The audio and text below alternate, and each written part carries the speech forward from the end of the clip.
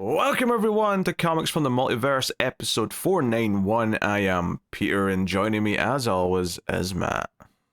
And stay out. I'm talking to Connor. It's Connor's still gone. out. Back to the Ginger Mines, or wherever he dwells when he's not here. Back to foment descent. This is a DC Comics podcast. We get together and we talk about the books we read this week. It was a quieter week, but coming up on today's show, we have DCKO Green Lantern Galactic Slam issue 1, Superman Unlimited issue 9, Wonder Woman 29, Nightwing 134, and for Patreon, we're both talking about Green Arrow issue 23, and I also looked at Batman and the Outsiders 31, nearing the end of that series. So that's what's coming up on the show today. But yeah, how's the week, Bat? You know, the horrors persist, but so do I. that's how we're going. Yeah, you know, haven't done much but live in abject terror. So, I watch football. Watch a lot of football.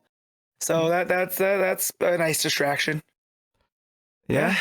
And I guess because you're in Nevada, you're not getting hit with that big winter storm that's hitting a lot of the country. Our cold is still, like, you would laugh at what I consider our cold, because, you know, our cold is your, like, September, right? It'll dip into our 40s, which I'm not going to do the math for you guys, but that's probably like 7 degrees in Celsius. Yeah, 7, 8, something like that. Yeah, you know, so we dipped into the 40s. We got some like rain showers this morning, but nothing like that's hitting the middle of the country. So, you know, desert stays desert. Yeah, rough times. It's so funny how wild it swings though, because like your cold is laughable to me, but then I hear like what cold is in other states in the US, and I'm like, that is apocalyptic. I can't imagine it being that cold. So one of my old supervisors was from Wisconsin, and he said he had to go out and play soccer in like minus something, like with the wind chill. I forget what it was, because he was on a soccer scholarship in college, and they had like a spring storm that came, and I was just like, yeah, man, you ain't gonna catch me out there running around at anything in negatives.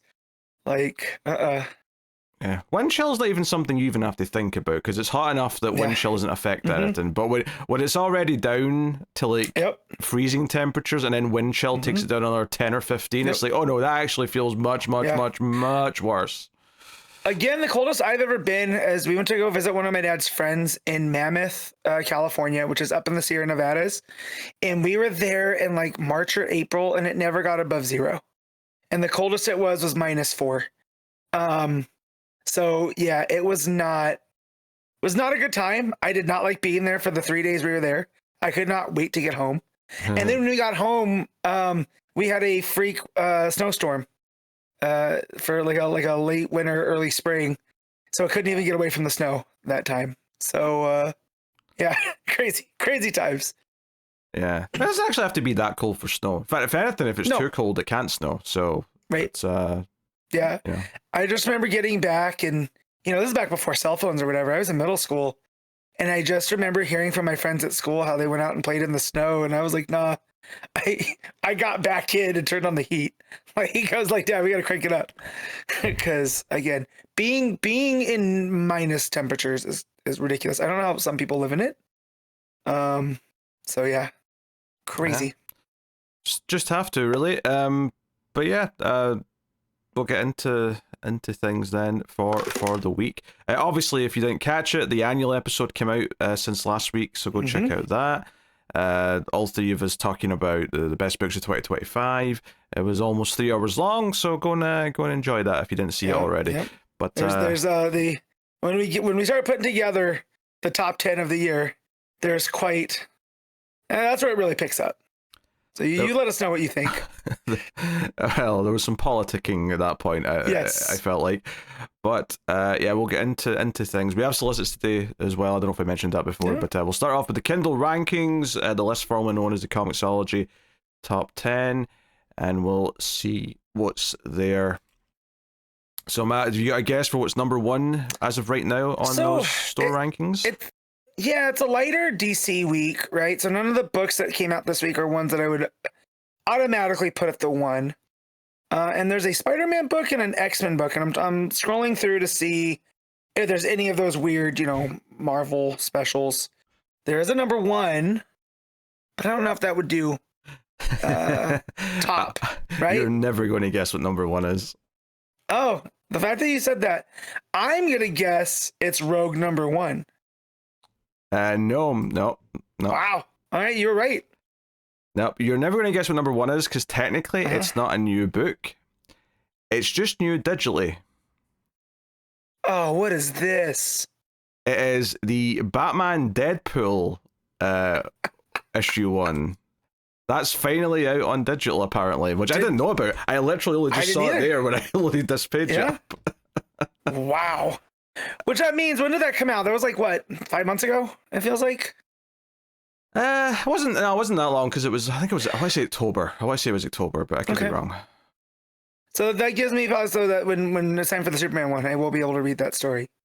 Now that Aaron's doing, I'm excited. It's the Superman Thor story. Oh, so, eventually. Yeah.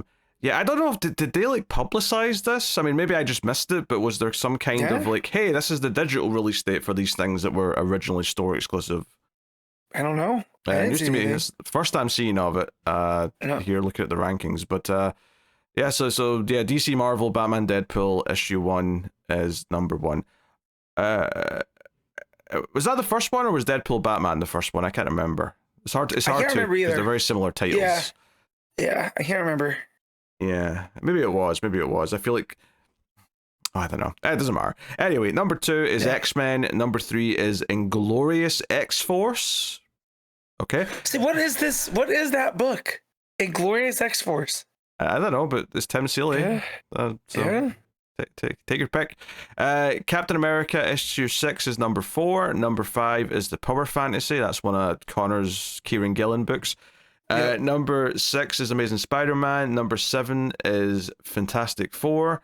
Number 8 is Wonder Woman. Number 9 is Galactic Slam, and number 10 is World's Finest. So more DC trickled in towards the end of the top 10. But yeah, Marvel clearly had a lot more books out this week. DC had a very late week, as mentioned. Just outside the top 10, Titans was number 11. Nightwing's number 16. Superman Unlimited's number 17. And that's basically all the big DC books for the most part. I suppose Catwoman was out. Where's Catwoman? It was not even in the first 30. Yeah. It's like I think that's like maybe 37 for Catwoman. Yeah, some of that. Yeah, and we're on the 10th printing of Absolute Batman as well. I'm seeing. Issue 1, I assume. On League of Comic Geeks. Yeah, that's crazy. Like, you don't hear about that anymore. Things getting up to 10 printings. I mean, we got issue 15 or whatever coming out, and issue 1 still being reprinted. That is, oddly notable. So not the most exciting week for charts, other than the surprise that Batman Deadpool's finally available digitally. And that was a genuine surprise. I was like, oh, that's just there now. Okay.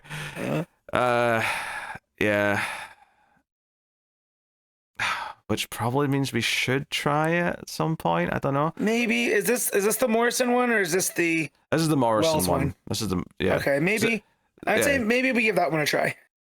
Or maybe I'll put it on the vote. Actually, I need to talk to you about what the next vote is after we're done recording. Well, save that for post show. Yeah. So anyway, that's the Kindle rankings as of right now, on the Kindle store. So we do have solicits. We have solicits for April. Nothing too surprising, I don't think, because they already sort of revealed a couple of the new things last week, which we talked about in the news. But we'll go through them, see if there's anything interesting, maybe see a nice cover or two that catches our eye. But this is for April, these solicits. So up first, we have Zatanna issue 1, which obviously we did talk about last week because it was in the news.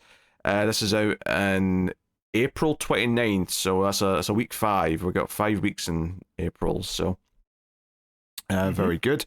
Jamal Campbell doing both writing and art on that. We also have Fury of Firestorm with Jeff Lemire and Raphael De La Torre, which again we talked about last week. That's at the start of April. Bunch of covers there for that too. So, interestingly, they've got all the other next level books immediately as well, so they're still kind of trying to highlight these, even though it's not issue 1s anymore. So we got Batwoman issue 2 next, with still Rucka and Danny, followed by Deathstroke the Terminator issue 2, and then followed by Lobo issue 2. So yeah, we got all those other next level books are all still at the top of the list, which makes sense. And then we have a new issue 1, which I don't think I knew about before I looked at the solicits. Because Jeff Loeb's got a new book, a new limited series with artist Jim Chung. This is Batman Wonder Woman Truth, issue 1. Thoughts, Matt? You can't keep getting away with this. Well, let me read the description. Let's see what it's about. Yeah. All right.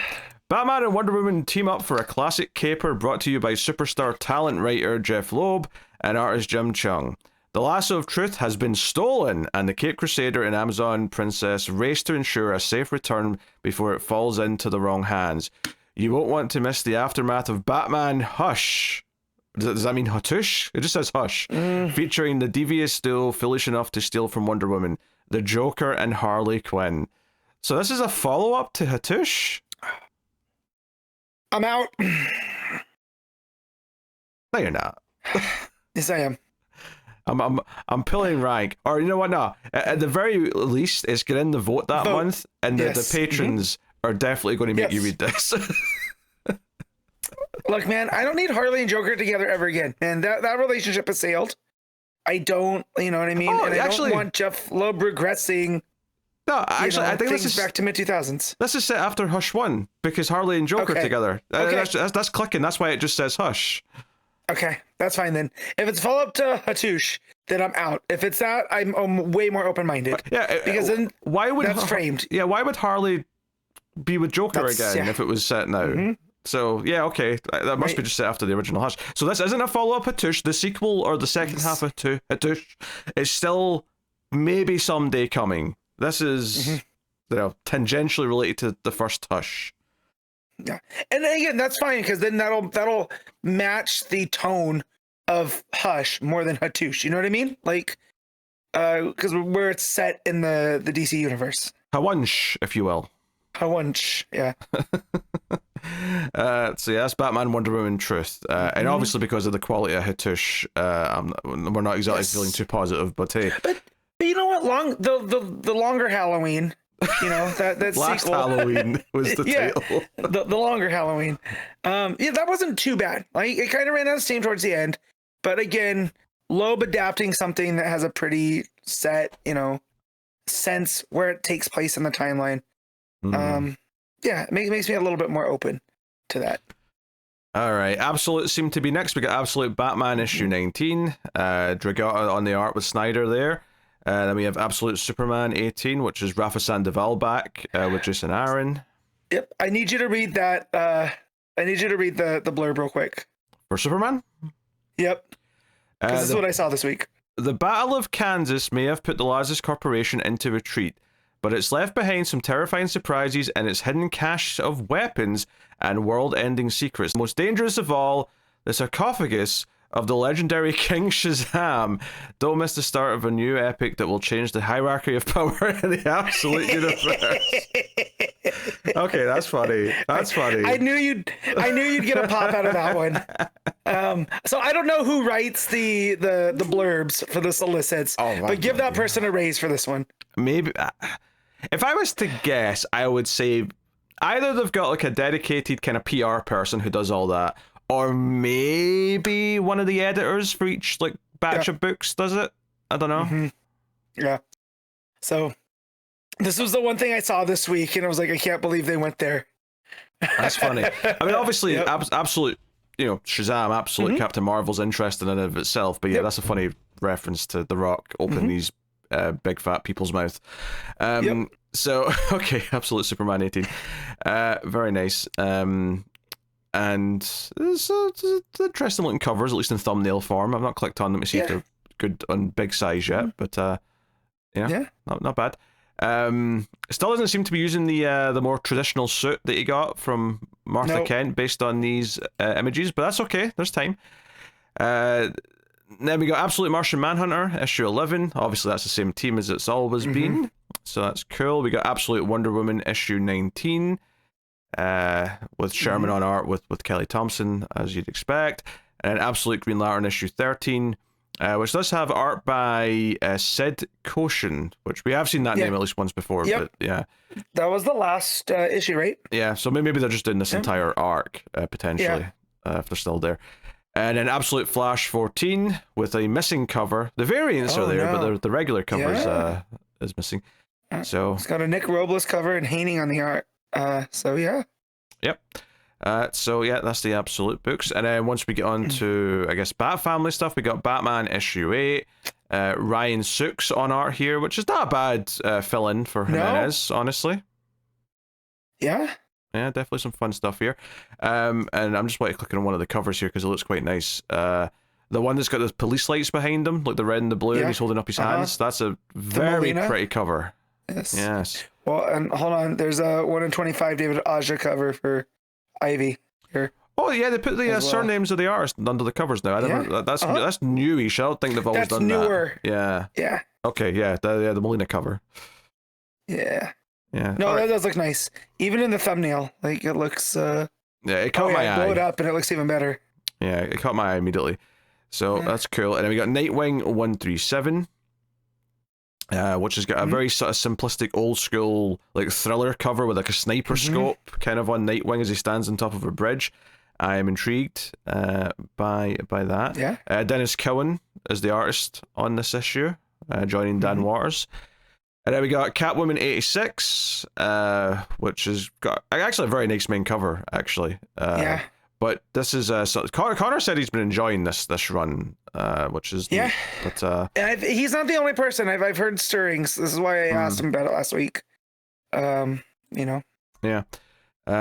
So then we got Batgirl issue 18. Very colorful cover there. Are they doing more Spirit World stuff? But it looks at that cover. It seems like it.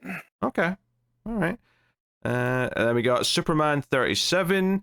Which that looks like a certain Prime individual on the cover there, looking kind of smug. I hate him so much. I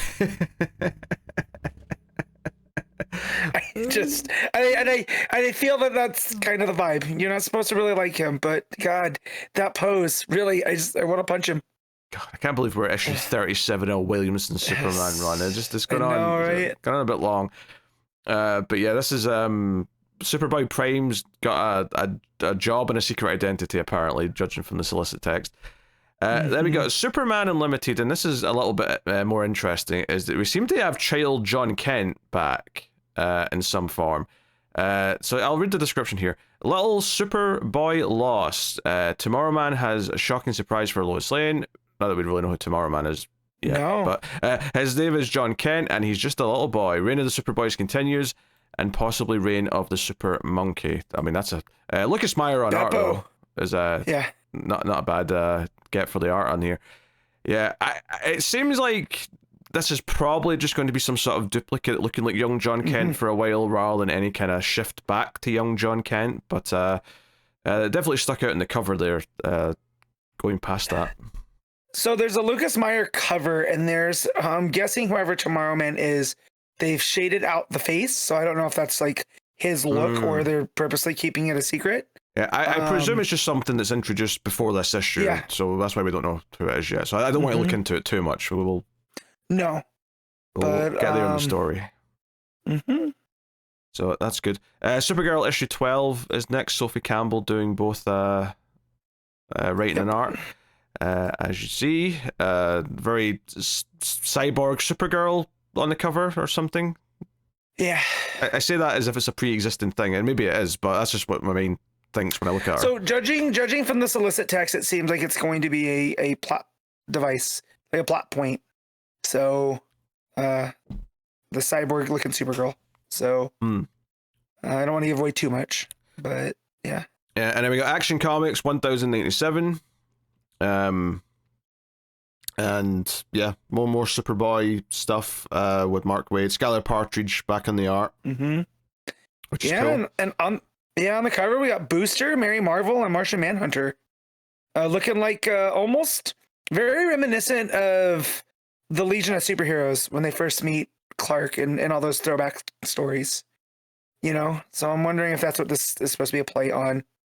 I would suspect cover. So, based on the solicit text. And then we got Justice League Unlimited issue 18. Clayton Henry on the art with Mark Waid there. God. We'll see if we give Unlimited more of a try once KO's over. Yeah, they are getting me with Guy Gardner leads a mission. Because I kind of like, I want to know what Mark Waid's Guy Gardner's like, you know? I don't know if I care, but I'm glad you're excited. Justice League Intergalactic Special issue 1. Ooh. This is Jadzia Axelrod with Nicole Main and Travis Moore on art. So this is a one-shot. And Nicole Main's writing this, so guess which characters? I see Dreamer. I see Dreamer on the cover. I also see Star Sapphire, Adam Strange, Green Arrow, and whoever that pink chick with the blue hair is. Yeah, that's Galaxy, who's also Jadzia Axelrod's character. Made the jump from the young adult book. So yeah, it all comes together. Strange, Yeah, all comes together. Then we got Detective Comics. Why this is separated from the rest of the Bat Family stuff, I don't know. But Detective Comics 1108. Pete Woods joining Tom Taylor on this one. So that's cool. We got Green Arrow and Black Canary helping Batman out on this issue based on the cover. So that's neat.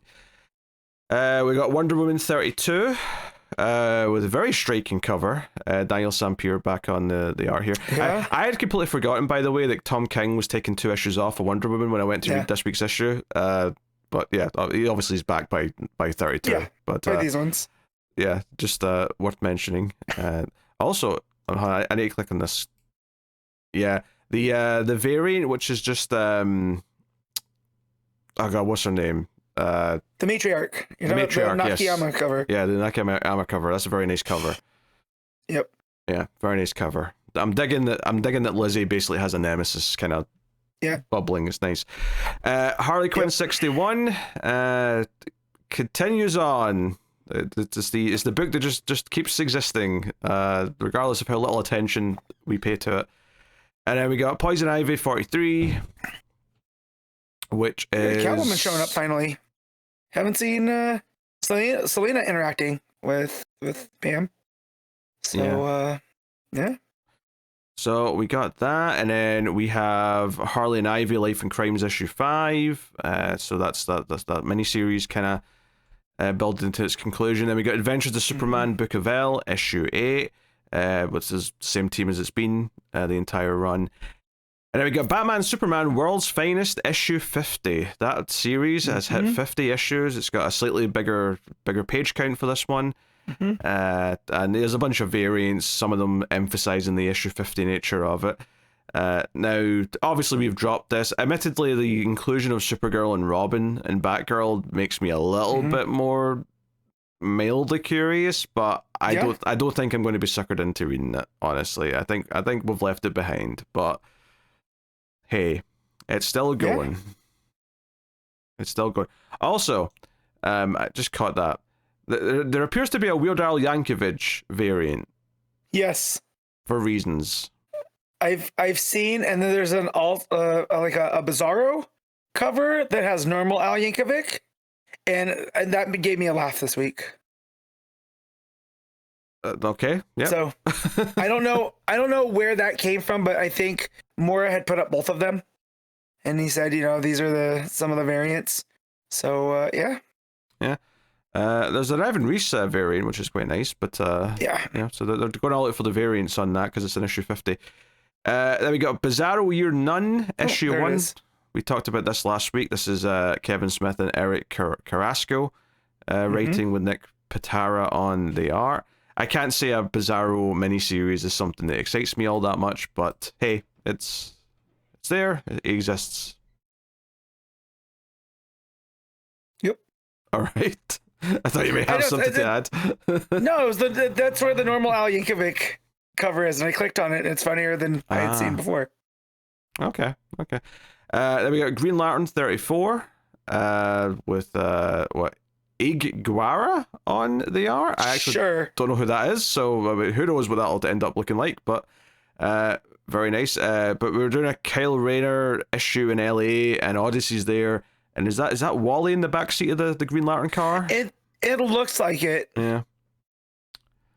Yeah. Oh, there's an Ivan Reis variant for this one as well, which Yes. and an Aja Yeah. cover. Oh, there's some nice covers for this one. Yeah, that Aja cover looks great. And then whoever Guying, is it Guying?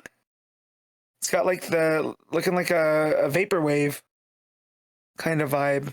Oh yeah, the retro 80s synthy kind of looking thing. I have to admit, I'm kind of digging that they've brought back Kyle's. I mean, it's a new suit overall, but the fact that they've brought back his suit that has a different color scheme with the sort of the white kind of central part. Yep. And then the green kind of accents. I like Kyle having the different suit that just didn't look like Cal's. So I appreciate this return to this kind of look. I always like that he kind of had the chest patch on his. Yes. You know, that was always a signifier. That up there with the crab mask, like, you know, it was Kyle Rayner. You know? But yeah, I like when they get their own identities. It's the same with Guy in the vest. It's like, I don't care why he has it, but that is a design choice that lets me know it's Guy Gardner, even more than the bowl cut. So let's make the lanterns, you know, different again. Yeah, so Kyle actually looks good as the key difference.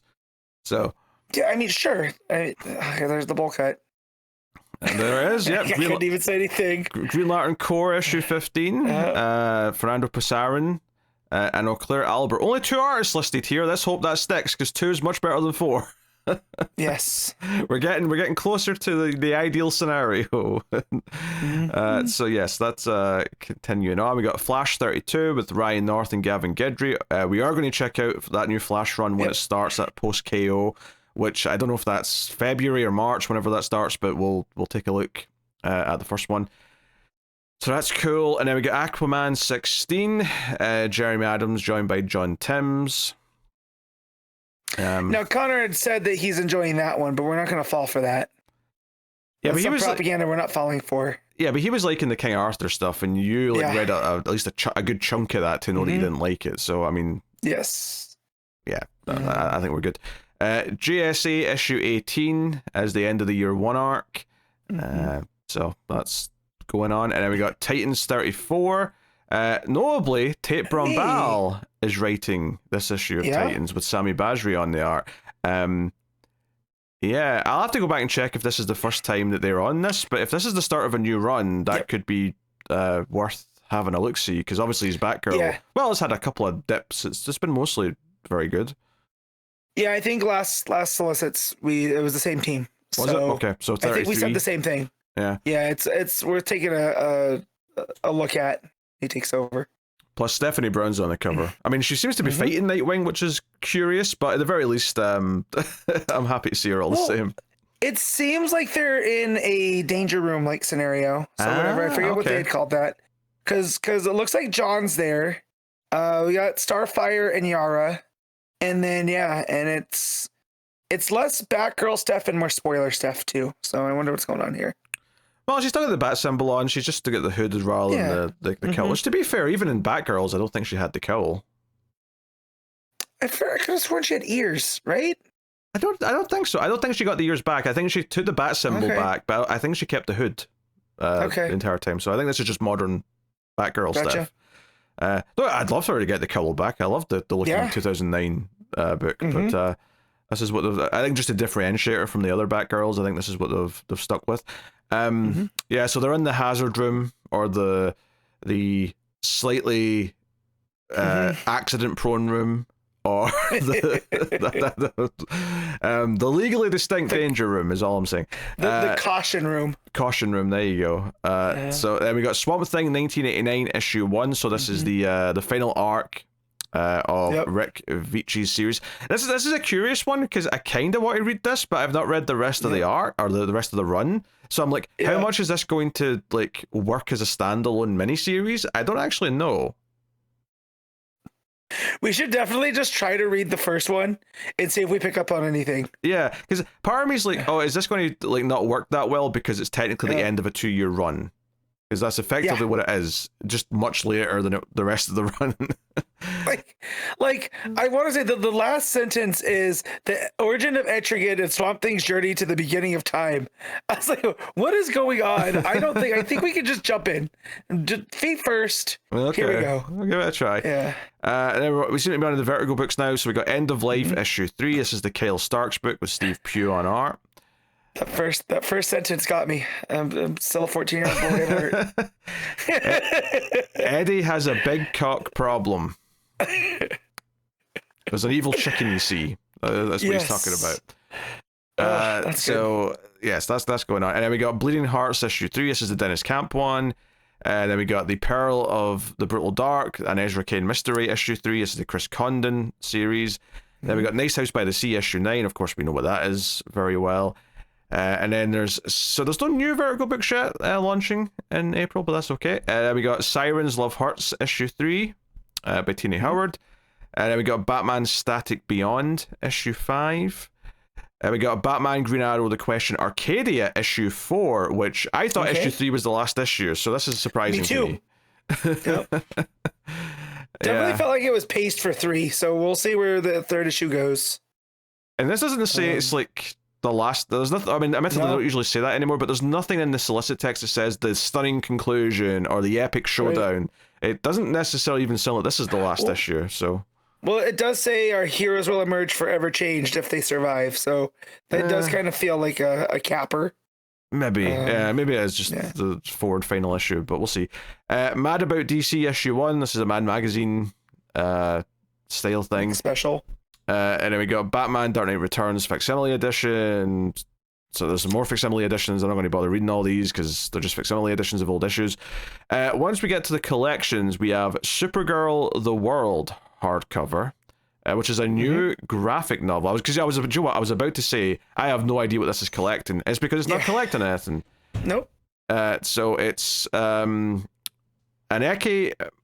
Mulanem and Anna Kristen and Dr. Egypt Gaius and Fernanda Celia. They're the 4 writers on this, so there's multiple writers. Well, there's more. So there's 15. So this is like that Superman the World where it's the teams from around the world team up to tell stories from that country's perspective. Okay. Fair enough. That's what they're doing here. So it's an anthology of 15 stories, which 184 pages divided by 15 is not a lot of pages. That's like 10 pages a story, pretty much. I mean, I know it's 184, but like take out the table of contents and the back matter and anything. It's probably going to be 10-page stories across the board, pretty much, give or take. There's a Tamaki story in there, so that's something. There is. We got Mahmoud Asrar doing some art on one of them. Yeah. The funny thing with this is because of the whole gimmick of its writers from all over like different countries is that we end up not having heard of most of them because they're from countries that don't necessarily do American comics all that much. So, all right. Next up, we got Orion trade paperback. This is a new graphic novel about Orion, which is kind of an interesting character to pick for one of these things. Yeah, apparently it's a sequel to a Barda book, which I did not know about. So, I might have to check these out later, now that I have a new appreciation for the New Gods. Yeah. We got Lex Luthor Diabolical Genius trade paperback. This is another young adult graphic novel, and he looks like he's in a 2002 Cartoon Network show based on the cover. He looks like he's in Dexter's Lab. Yeah, or Lexter's Lab. Lexter's Lab, yeah. Yeah. So you got that going on. Then we got Superman Good Guy Gang Following the Leader, which is another young adult graphic novel. This is even more kind of like young adult or young, maybe not even young adult, just young. Kids. Yeah. Yeah. So we got that. And then we're on to the collections, which we got Absolute Flash Volume 2 hardcover. Issue 7 to 12 speaks for itself. Also the softcover. Same for Absolute Green Lantern Volume 2, both hardcover and softcover. Again, collecting 7 to 12. And then we got Batman Volume 1 Daylight, both hard and soft covers, which is obviously collecting the first 6 issues of the current Batman run. And then we got Superman Action Comics Volume 1, Boy of Steel, collecting the first arc of Mark Waid's current run of that. And that's just softcover, no hardcover for that one, interestingly. No. And then we got Wonder Woman Volume 4, The Island of Mice and Men. This is just softcover. Maybe that had a hardcover already? Maybe not? I don't know. I feel like some of the early stuff was... Maybe this is one of the ones where it's like softcover first and then deluxe like a year and a half later kind of thing. Maybe that's what's going on. Then we got Batman Green Arrow The Question Arcadia hardcover, which definitely means it's only 4 issues because they wouldn't be soliciting it this early if it wasn't. Cool. And then we got Justice League Cheetah and Cheshire Rob the Watchtower. That's a different title than what that book had. What's going on here? So, but on the bottom of the solicit, it does call it Rob the Justice League. So I wonder if the name change is a marketing thing or if someone made a boo-boo. Yeah, either it's a mistake or they think it'll sell better if they put Justice League at the top of the title. Either way, it's a bit silly, but yeah, trade paperback of that. It's a good series, though. People should check it out if they didn't read the singles. Batman Gotham by Gaslight, Absolute Edition. Just the classic story and the big supersized format. DC Compact Comics box set, trade paperbacks, and this seems to come with Watchmen, All-Star Superman, Long Halloween, The New Frontier, Dark Knight Returns, and Kingdom Come. Basically a starter set for people who have not started reading DC Comics yet. And I like that it is kind of a good mix of things, right? Because you have Watchmen and Dark Knight Returns, which kind of take the grim and gritty, but the New Frontier and Kingdom Come are more aspirational. Of course, All-Star Superman and stuff. But yeah, that is a really good starter set if someone hasn't read comics before and have questions. Yeah. I mean, I'm not a fan of the compact edition size, but obviously if you like that, then yeah. So last time I went to the comic store, they had, I forget which one I picked up, and it is weird because I'm so used to reading comics of a certain size, but having the digest enough, it doesn't, I looked at the art and the art's not as impacted as you think it would be. So it's for something just like to give somebody before they're into like collecting or whatever. I do think they work. And I know my shop was selling, they're moving them, which is good. Well, they're obviously cheaper, which is why they're doing well. Yeah. It's like an alternative way of reading a lot of these books. We got Teen Titans, The Bronze Age Omnibus hardcover, new edition. So that's a reprint, that one. Yep. So neat. We got Superman Red Sun Compact Comics Edition. We got Batman Under the Red Hood Compact Edition, which has the whole thing, because originally that was split into 2 for the original collections. Yep. We got Gotham Central Compact Edition. How much of it though? Because that's like an omnibus's worth of material potentially. 240. So that's probably the first. Yeah. That'll be the first 6? Of the 4 collections. 4? Yeah, because it was split when they released it later on in hardcover and softcover. It was split into 4. 240 pages sounds like the first 10 or 11 issues. So that sounds right. I hope this means they're testing waters for like a return to Gotham Central. I mean, we got Rucka redoing, returning to Batwoman. I mean, I'd like you to be right. I think you're jumping to conclusions a little bit here, but I'd like you to be right. I hope they're testing it. The only thing is though, is if we're going to do the rest of this, like, are they going to call it like Volume 2, Volume 3, or are they going to be awkward about it and just give it like a different title? I don't know. That's one of my pet peeves sometimes with the collected stuff, is that they make it more awkward than they need to when it comes to like realizing what the next one is. And we got DC's Finest Supergirl, Die and Let Live. Softcover. We got DC's Finest Robin, The Origin of Robin, which is like a giant hodgepodge collection of different Batman and detective issues. So that's a thing. Yep. And this that Supergirl collection actually is Peter David. Yeah, that's mostly Peter David stuff. And then we got DC's Finest Sergeant Rock of Easy Co. Trade paperback. So yeah, that's a big. Yeah, these Finest ones are like. I mean, the Supergirl one's like 500 pages, Robin's 400, and then the Sergeant Rock one's 600 pages, so they're pretty beefy soft covers. And then we got DC's Finest Team Ups, The Impossible Escape trade paperback. And then we got Batman Superman World's Finest, the Deluxe Edition, Volume 1. So they're going to release Mark Waid's World's Finest in deluxe books. This is issue 1 to 11 and Detective Comics, well, a story from Detective Comics 1050. So, I mean, I get it. It's getting to issue 50. Mark Waid's a big name. It's just kind of funny, I think, to us because we've been kind of just dwindling more and more on it as it's went along till we finally dropped it. But obviously, it's still selling well, so I get why they're doing it. We got Batman Detective Comics New 52 Omnibus Volume 2. For those of you who want it, I guess. I mean, to be fair, the back half of Detective Comics in New 52 did have a couple of little like two-parters or things like that were pretty good, but they were kind of sprinkled few and far between. It wasn't like a good run or anything too much. Outside of Gordon taking over for Batman, I don't remember much of this. I mean, well, that was more Batman than Detective, I think. Yeah, but it says like here they're listing all the types of stories that are in here, and it says, "And Commissioner Gordon takes up the mantle of Batman." Yeah, this and more adventures. I don't remember much of the back half of this. Like I remember the front half.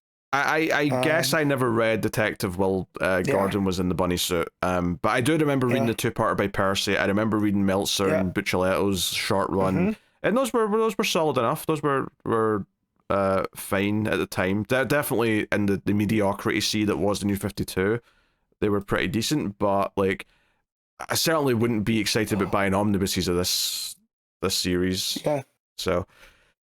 Legends Omnibus hardcover, so yeah, collecting the big event and all the tie-ins from the late 80s. This was either the first or second post-crisis event, so there's that. And then we got Camelot 3000 softcover, so they're printing that. And then we got Dark Crisis Omnibus hardcover, so yeah, they're doing all the tie-ins to everything. What's so funny, there's definitely older events where I really like the idea of omnibuses collecting every single tie-in to the events, but a lot of these modern ones that I've read as they've been coming out, I've found myself like finding a lot of the tie-ins kind of pointless and like my least favorite part of everything.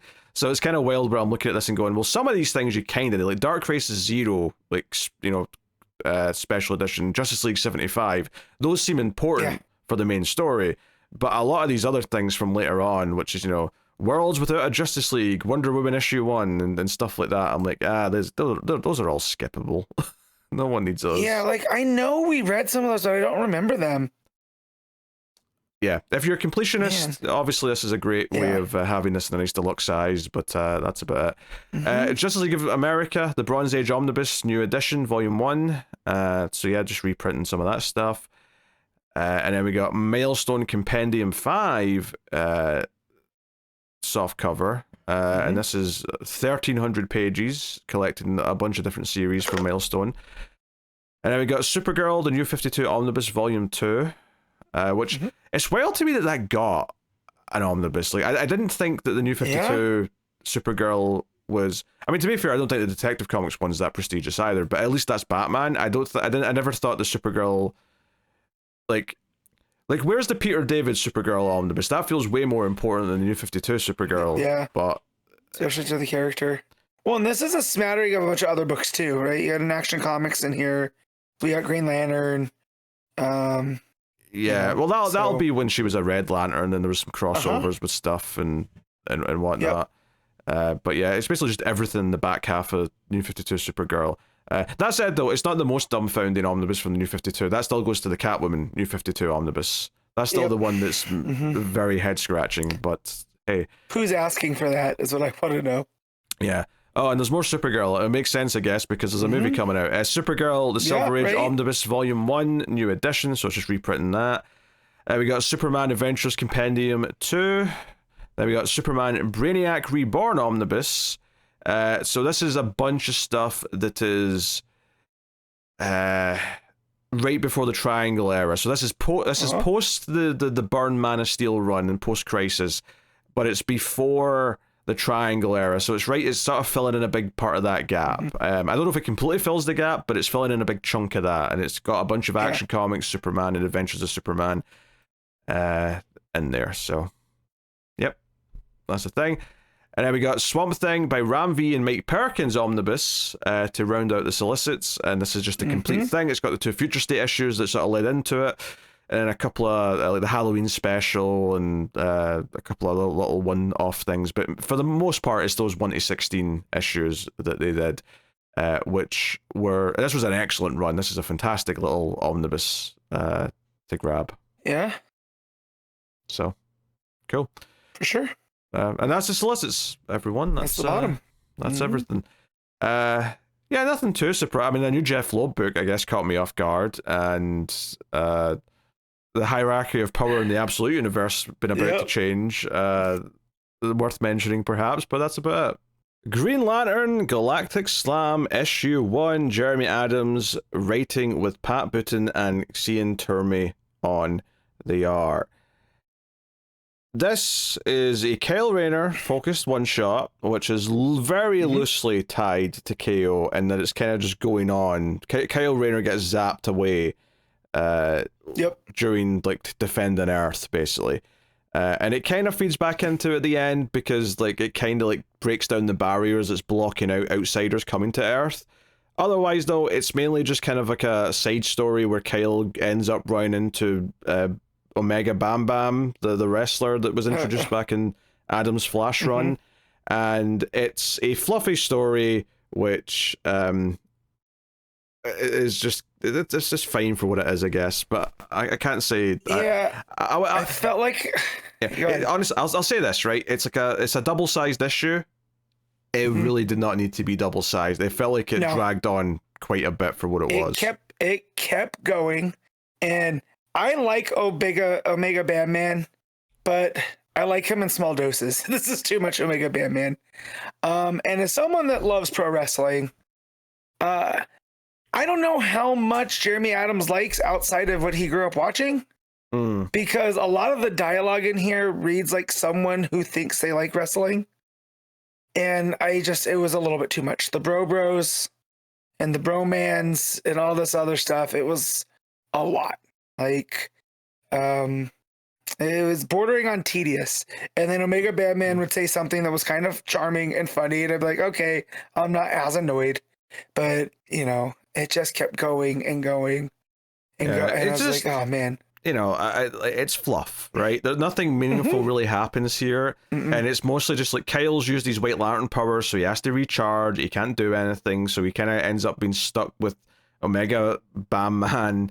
And they go back to like the hub ship that transports all the wrestlers in this league, and you know there's a rival that's set up. There's a whole backstory section where Omega Batman talks about when he was a child and he wanted to be, and he get kind of taken in by this previous guy Omega, and he actually took the name Omega from him into his name once he died in a match, and it's like okay, but then at the end of the issue it turns out Omega faked his death.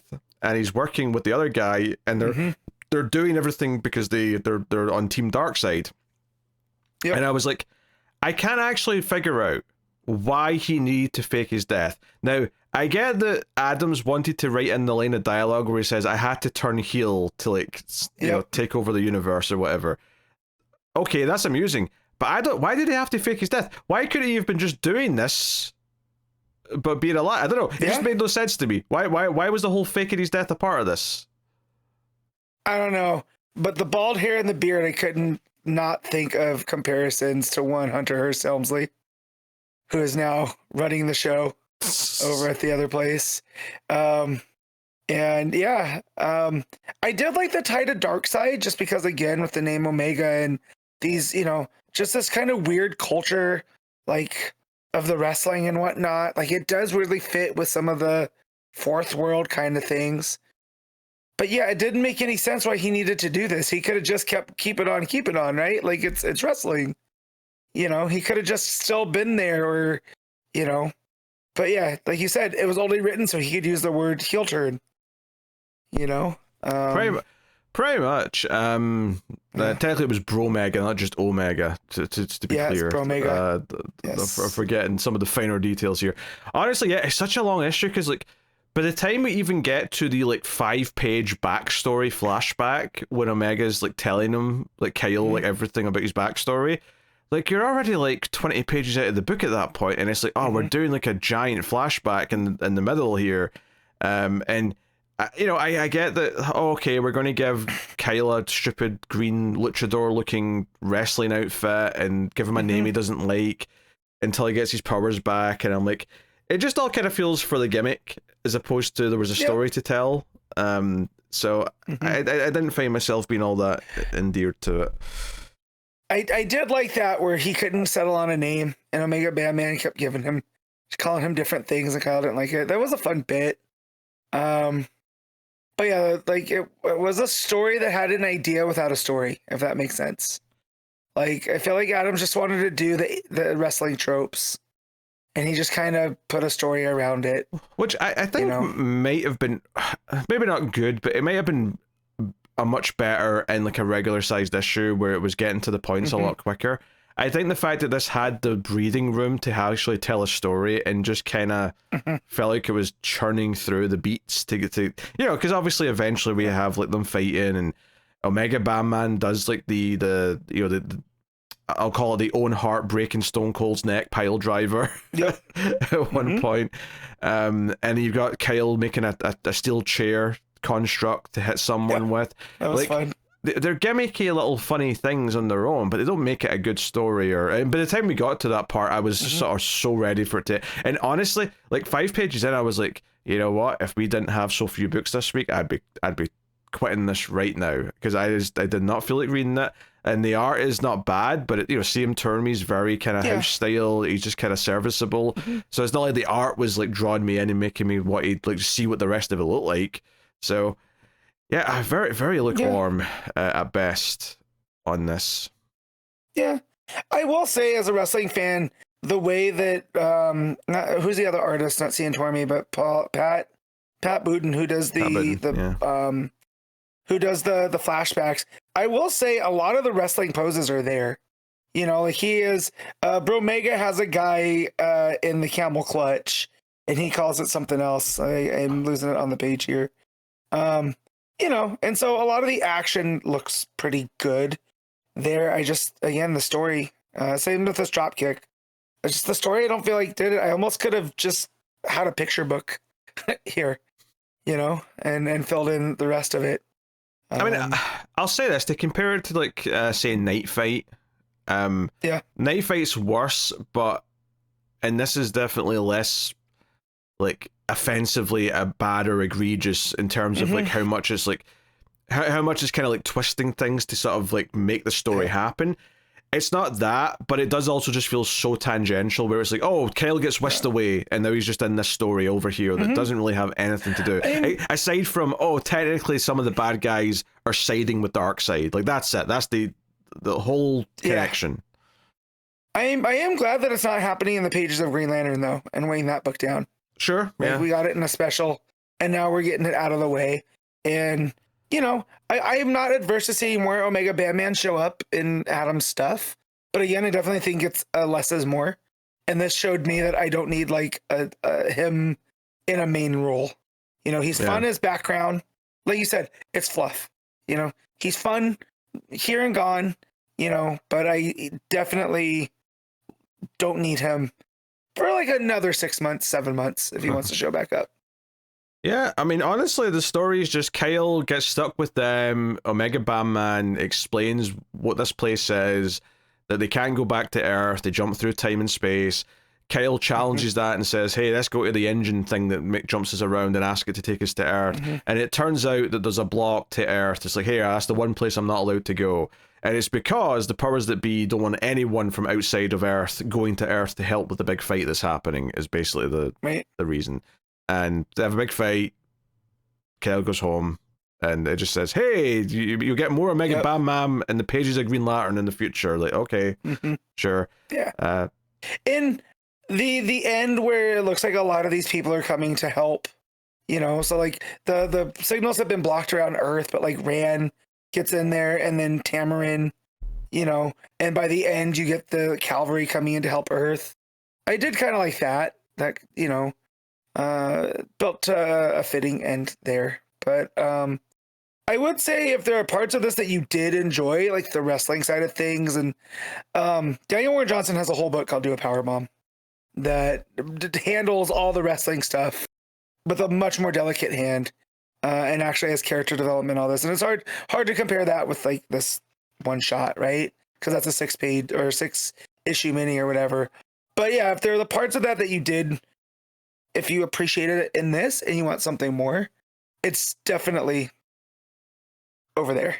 And to be fair, I will at least say this is how they should do tie-ins. They should be like special one-shots and not overtaking the actual. Like, if Green Lantern stopped to do this for an issue or two, I would be really even more annoyed with it. Yeah. As it is, I'm just kind of like, I could have just not read that. But at least, you know. Well, they got me with the bait and switch because at the beginning, it's the Adams team he's put together of Connor Kent and Odyssey and Kyle. And like I thought, a page. Yeah. And so I was like, oh, we're going to follow them on this. And this was this Galactic Slam. And then it just ends up being Kyle and Omega Batman going through all this nonsense and fluff. And I was like, oh man, I was excited for this, you know, Green Lantern team that's grown on us.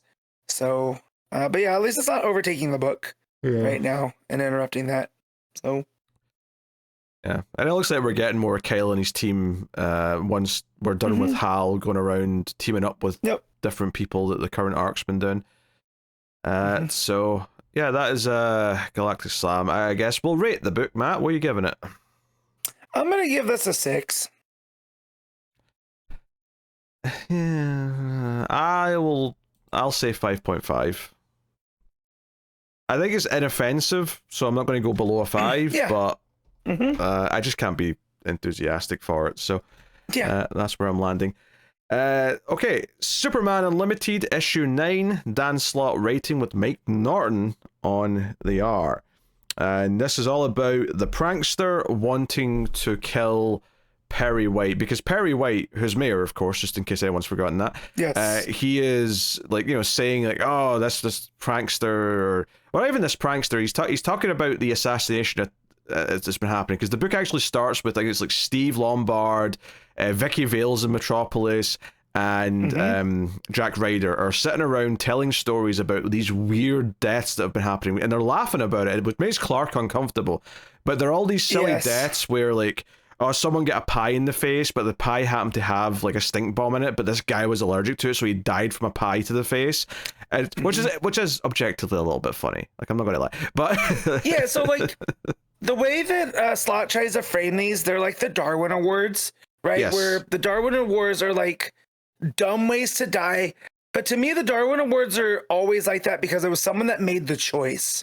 Right? Not what makes them darkly funny. It's like the guy that bet his friend he could jump over the subway tracks like in the Matrix before the train came and gets hit by the train, right? That wasn't like the train guy swerving out of the way to hit somebody as part of the prank, you know? So there's definitely something sinister going on here. Yeah. From the beginning, which I do like them laughing about it, making Clark uncomfortable. Because Clark's still like, yeah, but people are still dying, guys. Like, yeah. But don't get me wrong. Not that I think Clark or Superman would be okay with the traditional Darwin thing either. I feel like he would still think that's sad. But he is right. This is not quite that, because this is people who are not putting themselves in that position themselves. Right. But it turns out that this is actually a series of assassinations that's happening by the prankster who likes to do it in silly ways. And as he frames it later, it's not just about amusing himself. It's about, well, not only are they dead, but now they're a laughing stock. Now, whenever anyone thinks of, you know, I'm going to bring up an example here, and this was something, this was self-inflicted, this one, but David Carradine, right? You cannot bring up that man without thinking about the fact that he died via autoerotic asphyxiation and was found with, you know, whatever tied around his neck, and he was clearly masturbating at the time of death. Like, you cannot not hear that and like just like have that cloud your brain every time he comes up. You know? So, which, don't get me wrong, I don't think it ruined his legacy, right? I think still people still like his work, it's fine. But the idea in the comic here is that no, it's not just that you're dead, it's that you'll never be taken seriously after death again. Yeah, it's assassinating your legacy on the same time. And of course, you know, who's whose legacy now is the former editor of the Daily Planet, who's now mayor. Well, it's not just that. It's specifically because the mayor's saying, she's talking about like, a crime boss. He doesn't even come into it that much later, but he's talking about this crime lady who is like, oh, she's small potato, she's not a big deal. Don't worry, her dad, who was the real crime boss, is behind bars. Smash cut to her, hey, prankster, I want the mayor dead. He said mean things about me. And the prankster comes out of the wall like Freddy Krueger, with a big smirk in his face. Yeah, so they're talking about the Inner Gang. This is who, the major crime unit in Metropolis has done a good job at pushing Inner Gang out. And they got Bruno Mannheim, who's the leader. It's his sister, who's known as Minnie Mannheim. And again, this is where I feel like Slott's really leaning into the silver aginess of this, because then there's a bunch of kind of jokes about how she's like Joe Pesci, where she's Joe Pesci's character from Goodfellas, where she's small but she's got a temper, and so don't call her Minnie to her face kind of stuff. And yeah, she goes to the prankster, but there's more afoot too with the prankster, because this is not the prankster that I remembered. So I did a little bit of a dive, and I was like, oh no, I guess this is just how he used to look back in the day. Because the prankster I remember was more of a clean cut kind of guy. This guy looks more like a I don't want to say clown, right? But he has that pencil mustache and the part and the big bow tie. The prankster I remember was a lot more sleek and businesslike. So that was just my reading of it. Was that there's something sinister to him. Well, it's not just him though. So. Like he's like, I felt like he seems to be training the new pranksters. What I was getting from this, like, because the guy coming out the wall is not the guy with the mustache. It's this guy who's got like a mask on, and he's got like a checkered black and green kind of thing, which is both his mask and his like suit, and he's got like a little red bow tie. All the kind of plaid that we associate with the prankster's costume, it seems to be making up of this guy, and he's almost like Shadow Thief kind of too, right? Where like his face is lacking definition, but you can still see the eyes and the mouth, but there's like no nose or any other identifying features. So he's definitely something different. Yeah, definitely creepier than traditional prankster. But so you've got like the various attempts on Perry's life. One's at a baseball game where Steve's taking Clark. And Clark just, is able to like go down and block the fact that all of the baseballs have been programmed to go and hit Perry to death. So Superman just comes in and blocks them. And it's probably here where I'll bring up the Norton art a little bit, because I don't think I love the Norton art. I think there's something about it that I find just a little bit off for me. Like, it's not terrible or anything, but there's something just about, like, because this should be like a big splash page, all the baseballs hitting them. It does look old school in a way, which I appreciate, but I don't think I love the way this guy draws regular faces. Now, I think his like young prankster face, the creepy one, I think that does look quite good because it's pretty featureless. But this, the typical stuff, like Superman's face on this page where he's blocking all the baseballs, is leaving a bit to be desired for me. It just looks a bit more like, I wish he had gone with a different pose for him. It's the way that he's looking up. It almost looks like he's getting ready to do heavy squats with his back arch kind of, and his eyes looking up, and I just feel like I get what he's going for, where he's scanning to see where all these balls are coming from, but also they're coming from every direction, and it seems like Superman's just blocking them from the one, also, I definitely get where the confusion is. He's got his legs wide open as well, so all I was thinking was like a RoboCop scenario where one of the baseballs goes through his legs and whacks Perry right in the junk. Yep. So that's. But I will give Prankster credit. The baseball one was pretty funny. Like all of the baseballs floating, because it's like free baseball day at the Meteors Park, so everyone has one, and whatever thing he designed, it's drawing to Perry like a magnet. And then the mascot uniform, who is the one that threw the ball that has the magnet in it, gets left there, and I gotta say that also looked pretty funny. Just the Meteors mascot head sitting there. So that wraps that up. Superman calls John, who's working with Steel in that in Smallville, as it's mentioned, and he's like, "Hey, is there anything going on with like Mixie or whatever?" And then Mixie, I actually forgot about this scene because it's actually kind of separate from the rest of the book. But Mixie does show up. and wants to help John because John's apparently got an arch nemesis that he doesn't know about yet called Master Tixes? Master Tixes. Tixes. Yeah. Tixies. Master Tixies. Master Tixies. Yes, that's what we'll go with. I was like, how are we going to pronounce this? We have to agree on a pronunciation for this. Yeah. But yeah, so that's teasing stuff for the future. Maybe stuff if Superman's missing for a while. Soon. This is maybe what John's going to be up to in this book. It could be, and it says that he's fourth dimensional, right? Which is different from the fifth dimension, right? Because the fifth dimension is that of imagination and this. But Mixie's just like he has been, he is, and he will forever be your greatest arch enemy. And I was just like, that's definitely something different, which I do appreciate Slott bringing into it. As that Mixie's worried about a fourth dimensional thing to help John. I did think it was a little bit weird that John was worried about him blowing his cover when it's kind of just like Steel there, where Steel would already know who John is. I think, you have to read between the lines. I think the implication is that there's regular scientists walking around all the time at work. So I think that's all that is. Okay. Yeah. Gotcha. But I was just like, he's flipping out over, it's him and John Henry. Like they know each other. But yeah, I do think Norton's Mixie looks really good. Like, I feel like the cartooniness really shows out here. He's very impish. Yeah, and then the second attempt on Perry's life is when they're giving Superman the key to the city for saving his life. The prankster has the big key he's getting looks gold, but then the gold all melts off and it's actually kryptonite underneath, which makes Superman hurt, but he quickly goes into gold mode by default.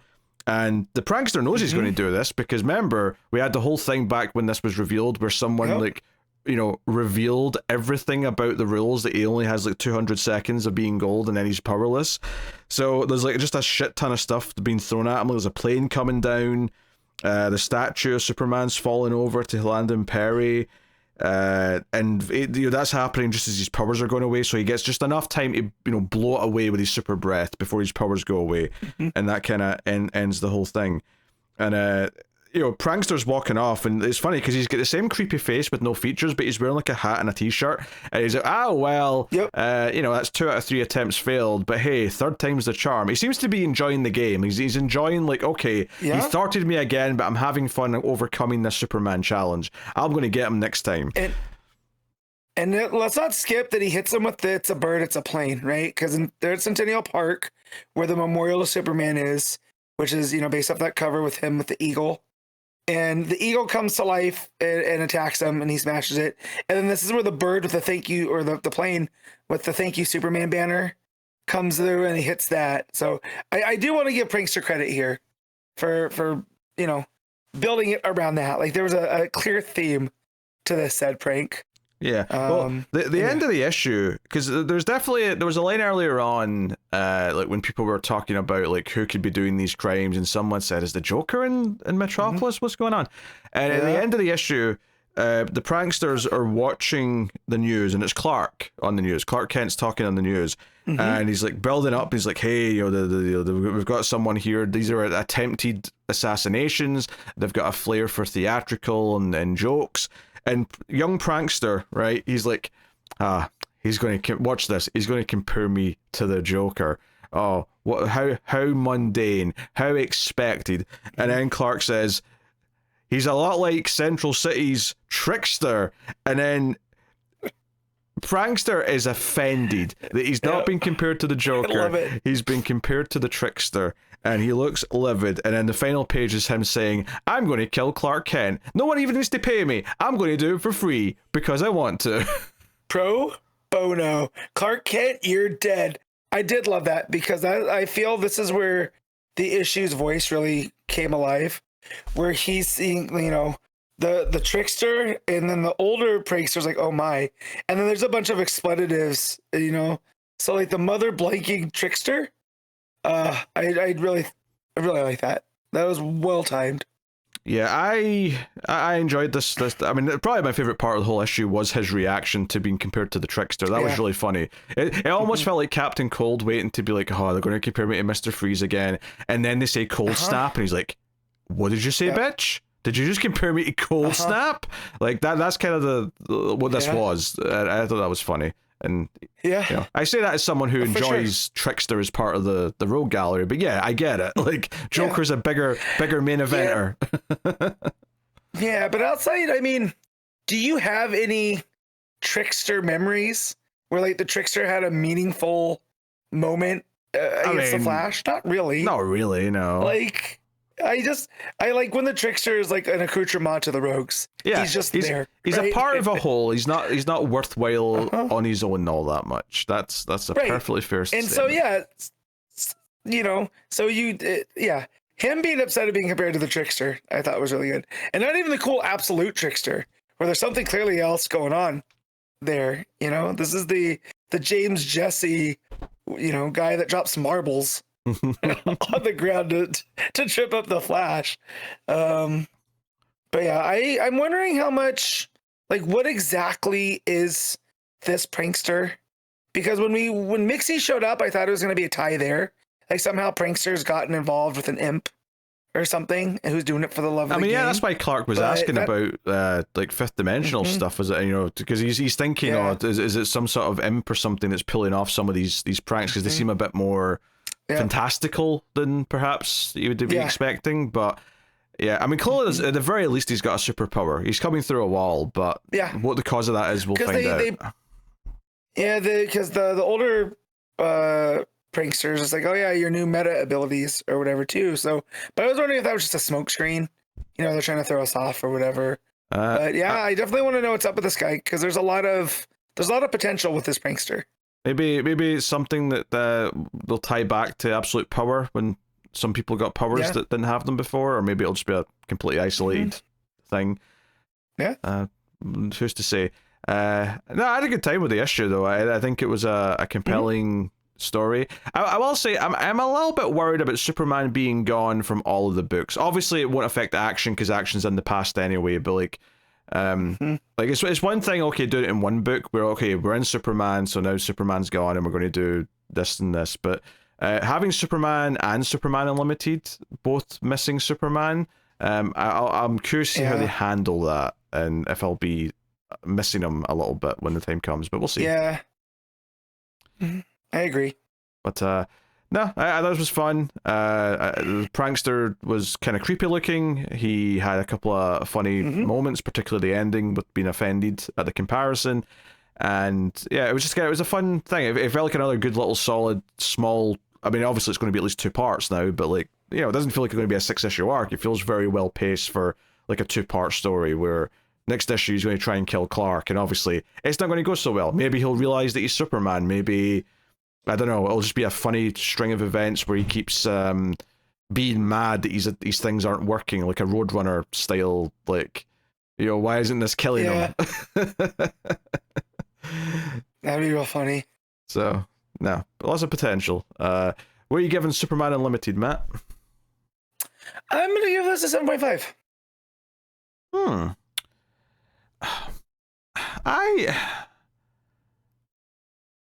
I think I may go to the 8. I think I had a good enough time. Right. Admittedly, I didn't love the art, so maybe I should dock it a little bit more. I think, if the art was great, like if I really liked the art, I'd maybe even go a bit higher. I think I'll just go 8 though. I'll go 8. You're going 7.5. That's fine. Okay. But no, I'm enjoying the story. I'm liking kind of the smaller stories that Slott's telling in Superman so far. It feels different to a lot of the other books right now, which is nice. I wouldn't want every book to feel like this one, but this, as it is with all the other ones, it feels quite nice. So, cool. Wonder Woman issue 29, legacy number 829. Stephanie Williams writing with Jeffrey Spokes on the art. So this is part 1 of a 2-part fill-in story, where Tom King's taking a break for whatever reason. I don't know, maybe he's writing something for James Gunn or something, who knows. But we have a team here doing a 2-part story where it starts off with Diana with Lizzie on Themyscira, and she's clearly beaten down. She's been dealing with all these things going on, and she's worn down. And Nubia and the other Amazons are like, hey, it's okay to admit that you need some help and you need a break. Leave the baby with us. We'll take care of Lizzie. We're an entire island of Amazons, right? it took all of us to raise you, so we'll all work together to help raise Lizzie a little bit, or at least give you a weekend off. So Wonder Woman actually leaves the book. She's like, okay, thank you, sisters, I'm off. Leave you there. And all the Wonder Girls show up as well to help take care of Lizzie. So we get Yara and Donna and Cassie all there. And then the main plot of the issue is basically that they all start getting really competitive when they're trying to like spar in front of Lizzie to entertain her. Because they think, oh, maybe we should see her first combat. And I'm like, that's a bit weird. But then they're like, hey, maybe she'll just like the noises and the movement. They're like, okay, fair enough, I guess. But they all start getting really competitive. They start like really opening deep wounds where they're starting to like almost voice like maybe something that's slightly true, but they turn it into like a 10 where they're like, oh, you're like a copy of Diana. You're a worthless whore, Donna. And I shouldn't say that, but it gets to that point where they're being really mean to each other. Yeah. It was almost like a group therapy where someone started to take their, personal reasons out instead of like having a safe space to voice something. They're just like, yeah, Yara, you're not even really an Amazon. What are you even doing here? And it's like, whoa, what are you saying F me for?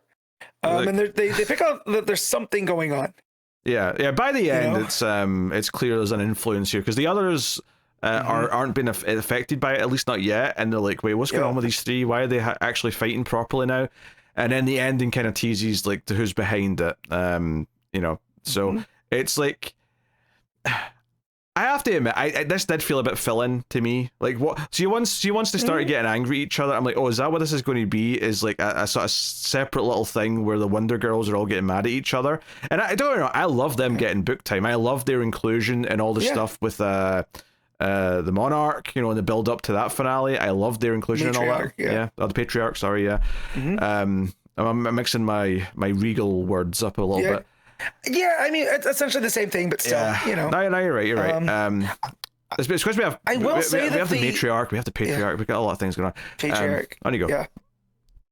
I was like, the thing with them having issues with one another and stuff, like, that's fine, but I felt like their banter was really a strong point, and I don't feel like Williams really got the banter down, Like, it's there, but it wasn't nearly as good as we've seen it, and I don't know if that's the conflict coming into it. Yeah, right? And I think that's the problem, is that, like, one of the things that I've liked so much about the Wonder Girls in this run before now is, like, the chemistry they have with each other. But the entire premise of this is that they immediately lose that chemistry because they start getting mad and fighting, and it's like, one of the most tired things in comic books in general is an excuse for the heroes to fight each other. Now, sometimes it can be with good reason, and if it's built up to well enough where, you've got like a Civil War thing brewing where like Batman feels one way, Superman feels another, maybe it actually feels like a big deal when they start working against each other or something.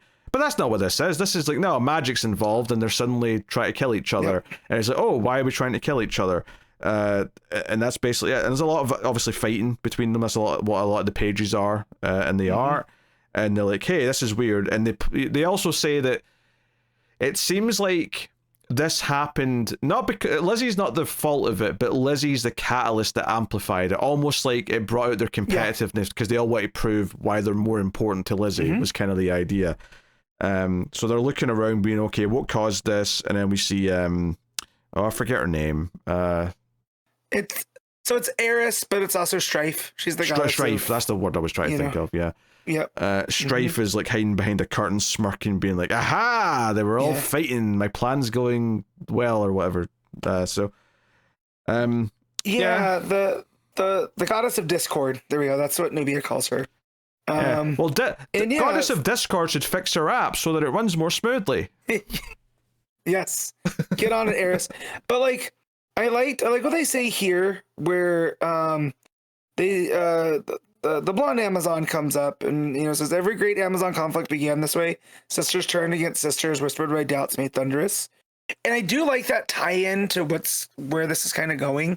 Like, we know with the matriarch and what she's gonna do with Diana's legacy going forward. So the fact like this is like the prologue to it, like they gotta stand together and all still stand alone. So I do like at least Williams tries to play with that, but yeah, it just seemed like they were filling out panels to have the Wonder Girls fight instead of get more into the story. So I hope part 2 of this digs down into a little bit more of like what that means between the Amazons.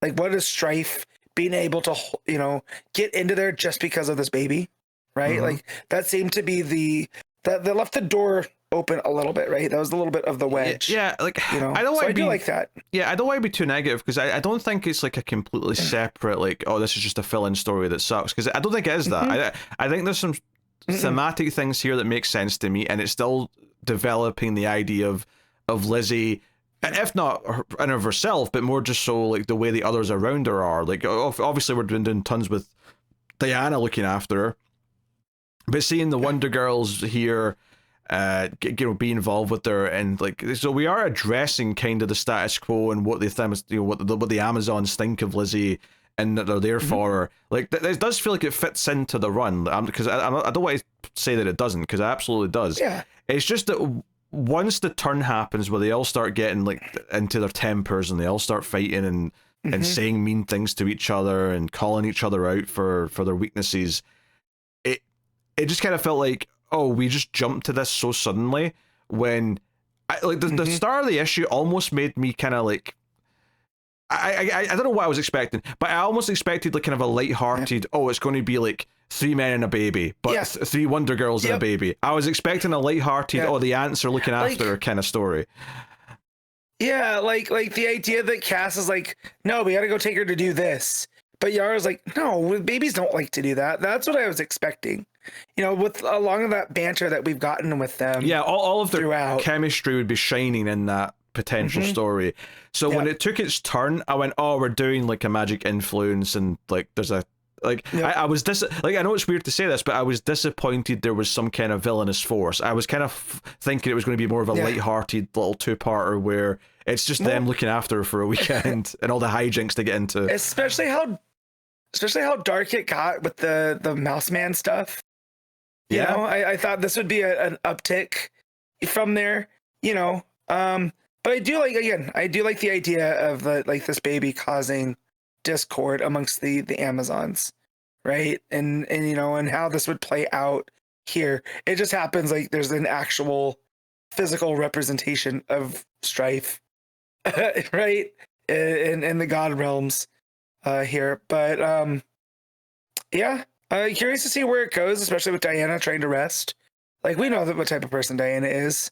Diana hears that this goddess is hanging around. She's gonna come running back. So maybe. I don't know. Part of me kind of thinks they'll wrap it up and then she'll come back after, and they'll almost do the ending to that hijink story that I talked about, where they'll just say, yeah, it was fine. We had a couple of days, nothing to worry about, but we saw that they were fighting, maybe, a goddess. Yes. Yeah. It almost feels like, hey, do you want to do this little fill-in story, but leave Diana alone, because I know what I'm doing next with her. So you just do some fun stuff with the others. Yeah. Yeah, and I will say the art's fully on anything. We've talked about this with Spokes. I feel like the breakdowns and the action, everything is handled well. It's just kind of the character designs and some of the faces, they get very samey.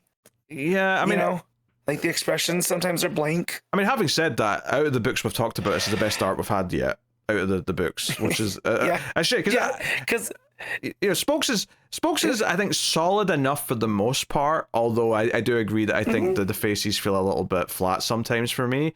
And there's one or two, there's a full page spread near the end where they've realized there's a problem and someone's influencing them, and they're all looking around, and I think it's like Cassie, whose pose in the front just looks kind of like overly like I'm posing for a photo kind of pose.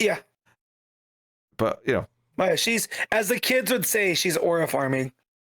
I have never heard that. Aura farming? That's a thing they say? Aura farming. Yeah. It's when someone's trying to look cool, right? Oh man, I just showed my whole self. The children. Yes, they need to go touch grass, as they also say. Yes.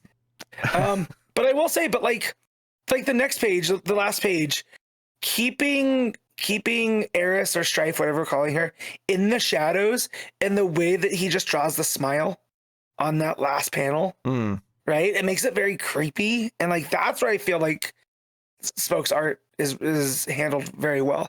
And again, in the fight scenes, like seeing each of their different fighting styles gets put on display. Like you know, we have like just the page of them coming together. You know, Yara's up in the air and Donna is in a full like kind of Wonder Woman pose and Cassie's kind of doing her own thing. You know, so I do appreciate the attention to detail there, you know, but it's just kind of the smaller things like the flat faces and some of the, you know, posing issues. But yeah, again, it's not, I don't want to say it's terrible. I guess it comes down to taste. Yeah, I mean, I stand by. It's the best art we've had so far. Out of the books we've talked about. So, yeah. So I'm a bit lukewarm on the issue.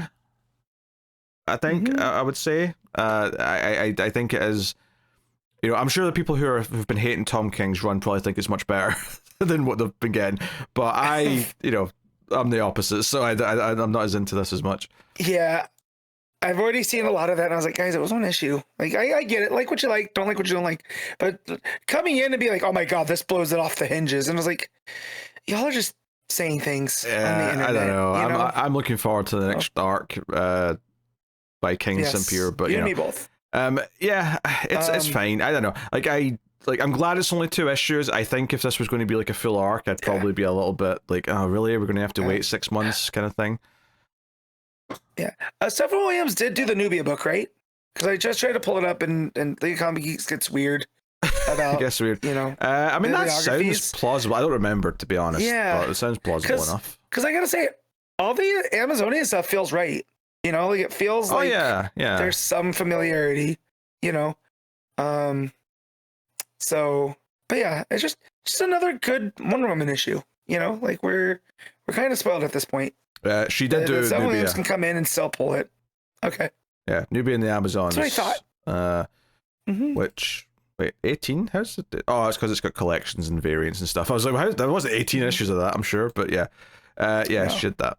Yeah, that makes sense. So this is someone who's worked with these characters before, and seems to have a handle of what they are. So, no. Yeah.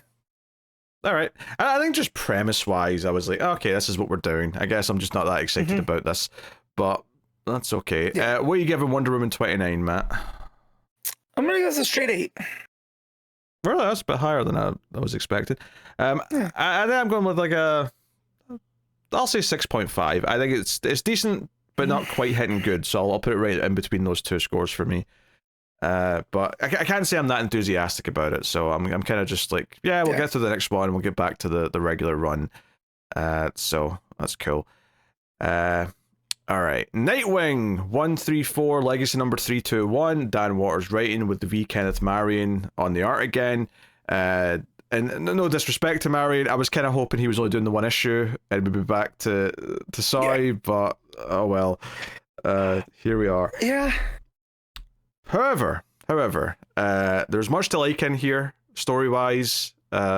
So it's not all. Not that Marion's art's terrible. It's perfectly serviceable, but it's just not great like Dexter Soy's art is. But Jean is at Titan's Tower, and he's talking about how it was an idea. It was an idea given form to be a symbol over the city. Blah blah. And Babs is there, and Babs is a little bit in the salty side. Like, you sent my boyfriend into the 5th dimension alone. You green prick. I mean, that's not her exact words, but I'm embellishing a little. That's the tone. She didn't not say that. Yeah. So yeah, Nightwing's kind of in the Cirque du Soleil, and there's various circus folk looking very monstrous, and he's led by Olivia Pierce holding her own head to the main big top, and the Zanny's got a game that he wants to play. He's like, oh, you know, the children have all been turned into these weird, like, scary-looking puppets, just to be really creepy. He turned them into Midway prizes. like they're all hanging there. They got these big heads, like on a scarecrow, with these little, you know, bodies, and they're hanging from the prize thing. And Sonny's like, we're gonna play a game. I was like, oh no, oh no. I believe the way you meant to say that was, we're gonna play a game. Yeah, I didn't want to do the full Jigsaw voice. Yeah, there we go. If you want to save these children. I almost called him Mr. Saw. I forgot it was Jigsaw. Mr. Saw. What's his? He's Jig. Man. Jig's his first name. Is that what you? Yes. That what you Yes. Yes. So yeah, it basically turns into we're going to throw baseballs at some cans, but the cans in this middle platform that are on this, like, because basically it's almost like a giant pit on this big top, and then just a circle, like a platform in the middle. Yeah. So it's based off of that carnival game. They call it Tin Can Alley, but to me, Tin Can Alley was always the one where you throw the baseball at the stacks of like milk cans, right? This one is the one where there's like a table in the middle, and you have to get the ball to stay on the table. So I feel like the Zani is combined those two games because he wants Dick to throw a ball at this mock-up of Bloodhaven. Yeah, well, that's the other thing here is the cans are all arranged into the same sort of formation as Bloodhaven, and most of it doesn't really make any sense, but you can kind of see what Titan's Tower is because it's kind of in a T shape out of some cans. And basically he says, hey, if you want these children to be able to leave, all you have to do is hit more cans than me. But slight little like asterisks on that, a little thing you should know is that anything you hit on this table will also happen in the real world. Meaning that with every ball that's thrown, buildings in Bloodhaven are going to come crashing down. Which I think is a wonderful, scary concept here, because once the Zani goes first and he's like, I'm going to throw my ball, and it cuts to Babs and Martian Manhunter like just talking in Titan's Tower, and they're still arguing, and then Jean just kind of stops mid-sentence and is like, wait a minute, something's happening, and then it starts like going, the panels of the Zani throwing the ball, it's going towards the cans, almost like a bowling pin, you're kind of going down, and then it cuts to like the city, and you just see buildings toppling over, and like Babs like grabbing her Batgirl outfit, and Jean looking shocked and like, shit, we have to get out there and help. And then it does the thing where it alternates panels where you see the ball rolling still through the table, knocking down cans, and you just see like buildings like exploding and falling down on fire. I thought this was a like deliciously dark concept. Yeah. And just the way that the art comes together here with the tin cans, right? And then in the real world, how they're mimicked, right? So like on the top page, it looks like the tin cans falling on top of the other one, but there it's the building falling on top of itself. Yeah, so right? It's the angles of the cans and everything. To explain that, to be like a taller building than the cans, it's one can stacked on top of the other. Yep. So because the balls knocked the bottom one, so the top one's fallen over on top of it, the way that's mimicked in the real world is the building's just kind of been chopped in half, and the top half's coming down on the other one. It's super dark. It's great. It's like this invisible force is just knocking down buildings with people in them. Yeah. It's like, this is dark as shit. Oh, and it gets even darker in the following pages. Like, because it's like Columbina gets involved. Yeah, well, she's like, hey, Nightwing, you have to like throw a ball now, and you won't save the kids if you don't knock down buildings. Also, it is worth mentioning though, the ball that the Zani threw did destroy Olivia Piercy's headquarters, so all of the mech suits and stuff were all destroyed. I was like, oh well, that's a silver lining, I suppose. For Spheric, yeah. So that's something, but it's like, okay, and Nightwing's like, hey, somehow I just know this is true. I know he's right. I know that in the real world, these buildings are coming down, and like Zani's whole thing is like, yeah, I'm going to break you. I'm going to completely break you so you'll be my ringmaster, and then we're going to effectively invade the real world. We're going to completely take over, and everyone's going to be in the Cirque du Soleil. So there's a whole build-up with Nightwing sort of try to consider what he's going to do with the ball. The little puppet children all run up to him and start climbing on top of him and biting him. So he goes to throw the ball, and like we cut back to the city and we see like Martian Manhunter and Batgirl showing up to help. You know, Sawyer's on the ground trying to direct traffic in the tragedy. You know, because this is a big deal. Like the emergency services must be going nuts because all this carnage is happening. And then we get the page where the Zani's smirking all evil, and then it's a panel of Nightwing having tossed the ball, and then the Zani's face changes to anger as he realizes that Dick did not throw the ball at the table. He's thrown it at him.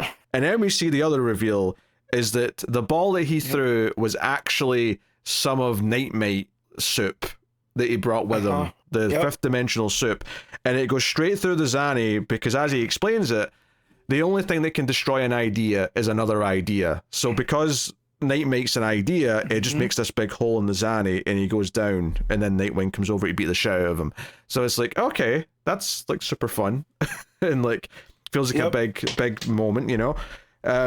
So it feels like Nightwing's kind of winning. He's you know, letting all his frustration out. It feels like he's genuinely quite angry.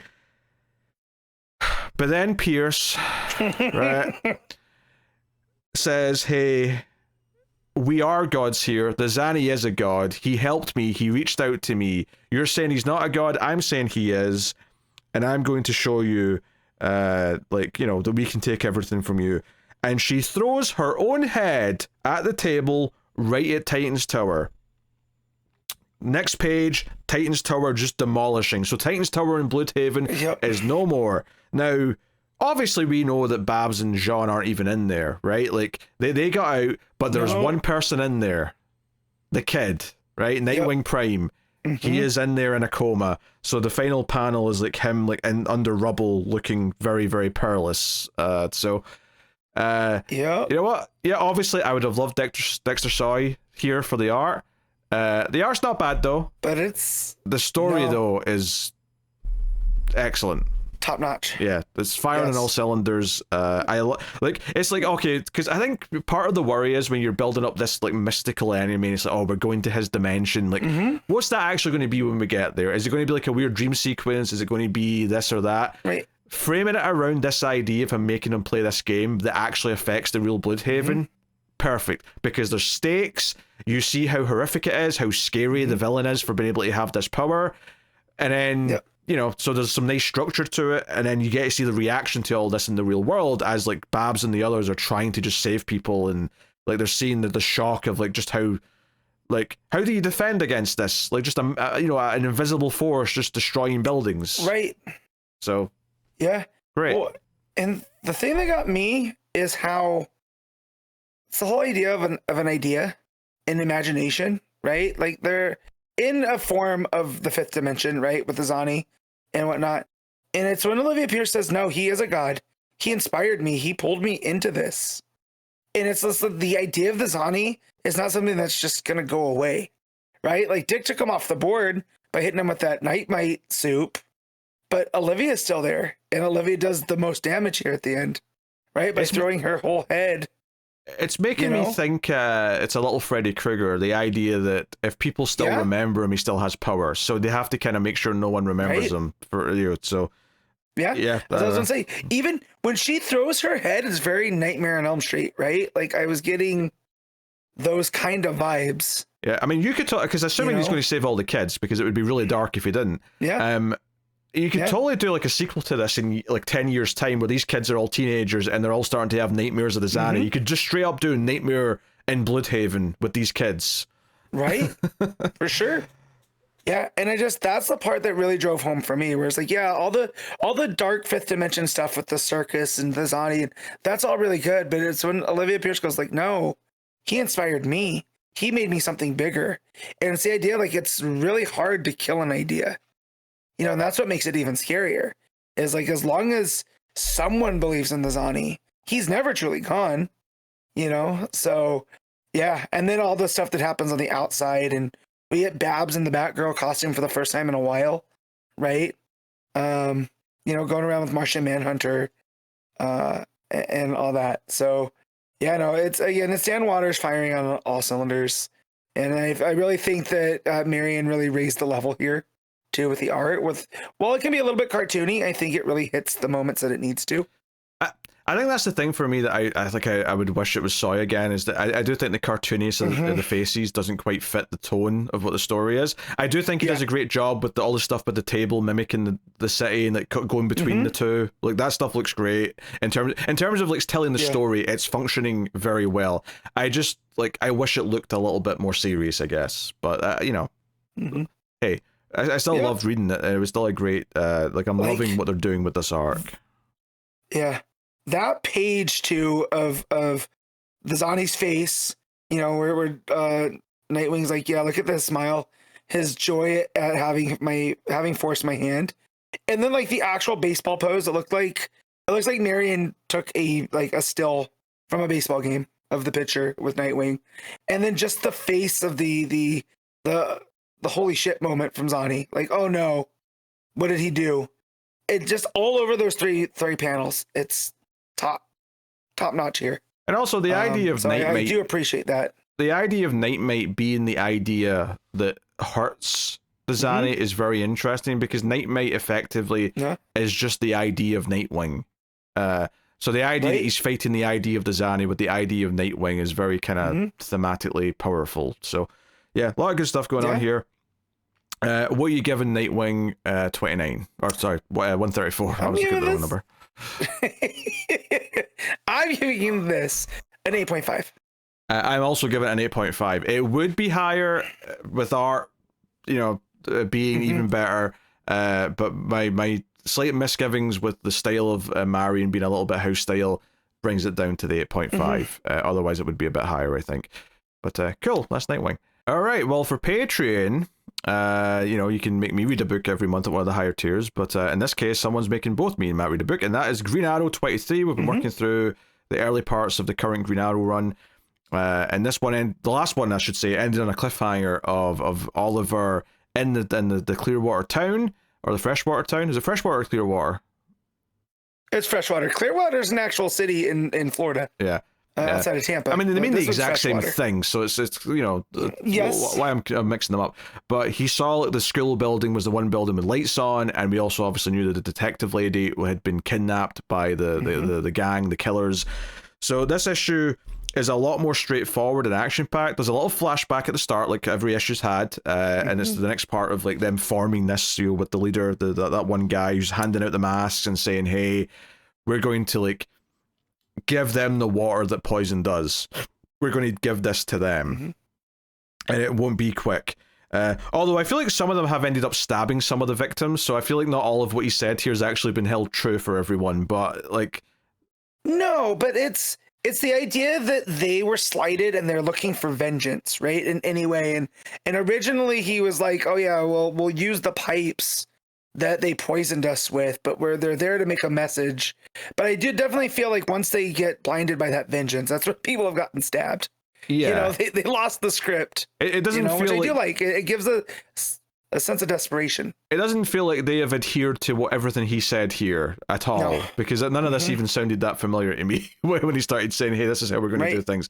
But once we get into the present day stuff, it's mostly action and atmosphere, and I mean that in the best way, because it's Oliver approaching the school, getting close to it. There's a lot of great art here from Montos. Oliver sort of looking around corners, in the rain, silhouette, and it's a lot of him being stealthy and firing off arrows. Something as simple as when he fires off an arrow at a guy, like a guard out front, you can see like the line it's made in the rain, almost as if you've paused it, and like the sort of like the line of water in the rain that it's made as it's went to hit the guy. Just gorgeous stuff. And then he's climbing up the side of the building in the next page, and that looks all very nice and very atmospheric. So there's lightning strikes in the background, all that stuff. I've never played a Metal Gear game, but from my understanding of Metal Gear, this is very much Oliver doing the sneaking around type stuff and the getting the guys by surprise, right?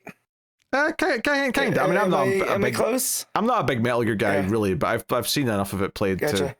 I mean, it's kind of that, I guess. It's this feels a lot more kind of like, I don't know.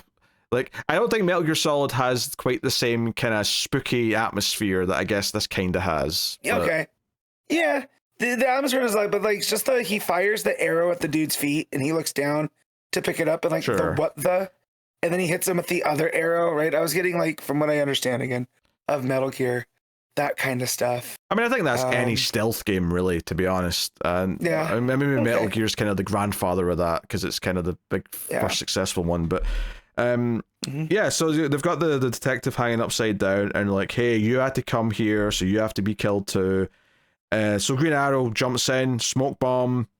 Again, art looks great. He lands in a superhero pose, as you do, and starts firing off arrows and fighting the various members. And obviously, also shoots her down so that she's not dangling upside down anymore at a certain point. So yeah, it's all a lot of action, which is why it's great that we've got a great artist, because it means that the action is actually very entertaining and you don't feel like you're getting shortchanged because it's just action for the most part. Yeah. Just a quick question. I got a little bit lost on the bottom of that page right after he lands and he hits the button on his bow because the guy's sneaking up behind him or running up on him, not sneaking. Is he extending the bow? I think that's what the crack is. That's what I got from it. Yeah. Okay, that's what I thought too. I just wanted to make sure because it didn't. Like I would say that's where I got a little lost in the art because there's so much going on, right? And everything's handled really well. But I was like, oh, what is that? What that's supposed to be? Because he's still firing the bow right there when he shoots her down. So I thought it was already extended there. So him doing it again here with the shows him pushing the button. Whatever. I just got a little bit lost, but not too bad. Yeah, I think that's just him extending it out so he's got more of a longer weapon, I guess, to hit the guy with. Yeah. So yeah, like they have to work together a little bit. They're standing back to back, him and the detective. She's like, he throws her a steel pipe at one point and says, "Here, use this." So they're kind of fighting them off, and all the rest of it. And there's some really creative stuff here. There's a whole panel, or a page rather, with a 9-panel grid where it's all the reflection in like the red glass of one of the masks that's been worn. Probably the leader's mask, if I was to guess. Just makes the most sense. Because he's watching all this go down, and that's where at the bottom of the page he goes, "Let me guess, you're the merry leader of this band of misfits, huh?" Yeah. And then the next, page turn, it shows him taking off the mask. So yeah, and Oliver's like, "Hey, like, okay, I understand why you want vengeance on the people who did this, right? It's horrific what they did, but now you're killing anyone who might get in the way of that, who are relatively quite innocent, just because she's doing her job. Like, where does it stop? Like, what, where does the line, reach where you'd stop killing people?" So they basically start, yelling about justice and whatnot. He talks about how his mum got cancer, and the rest of it. So yeah, basically he throws his mask at Oliver, and kind of like he gets a little like surprised here. When he gets hit with it, and he comes jumping in with basically one of those standing light fixtures that you get. Yeah, it's almost like a C-stand on a film set. Yeah, pretty much. It's got the floodlights on the top. Yeah, because I probably said standing light fixture, and people are like, "Oh, you mean like a tall lamp?" And I'm like, no, it's not that. No. It's a very kind of like production, or not even production. You may see like a sports game as well, like floodlights to help light things, but it's very it's got the X base of it, right? That makes like a plus sign or an X, and it's heavy, and it's got the two lights on the top. And it's not something that would be he gets whacked with it in a house. This is something that you use at either a sports game, maybe on a film set, that kind of thing. But he jumps with it in his hands. Something he's got his hands up and he's like jumping at him like he's and smashes him in the head with it. And Ollie gets cracked. It's not good, man. Yeah, he's woozy. He's very woozy here at the end, and it actually ends up in Detective Lady who saves Oliver, because she comes in and uses that steel pipe in the back of the head to save the day. So it's like, okay, all right. So he saved her. She's returned the favor. That relationship, that camaraderie, maybe starting to form a little bit stronger. Maybe she's going to trust Green Arrow a little bit more than she did before, because she'll feel in debt to him. Oliver hits him with his bow to kind of knock him out, and and he's like, "Oh, hey, are you okay?" And I don't know, look around, like, do we feel good about this? Like, all these people who are lying here unconscious.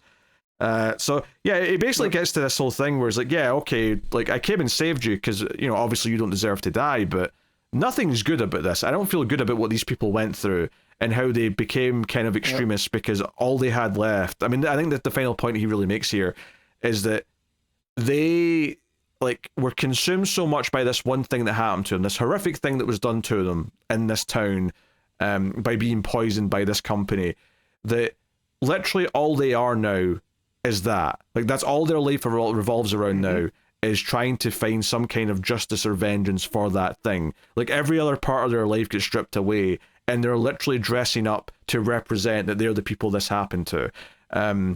Which, in a lot of ways, I feel like I'm describing Batman here, but Batman's obviously, dare I say, healthier in his approach to it. But you know, maybe it ties in a bit more with like when we're talking about the Quiet Man and Batman and Robin just a week or two ago. It kind of feels like, yeah, these people didn't really have any other choice. This is the only course of action they had, even if they are crossing some pretty big lines.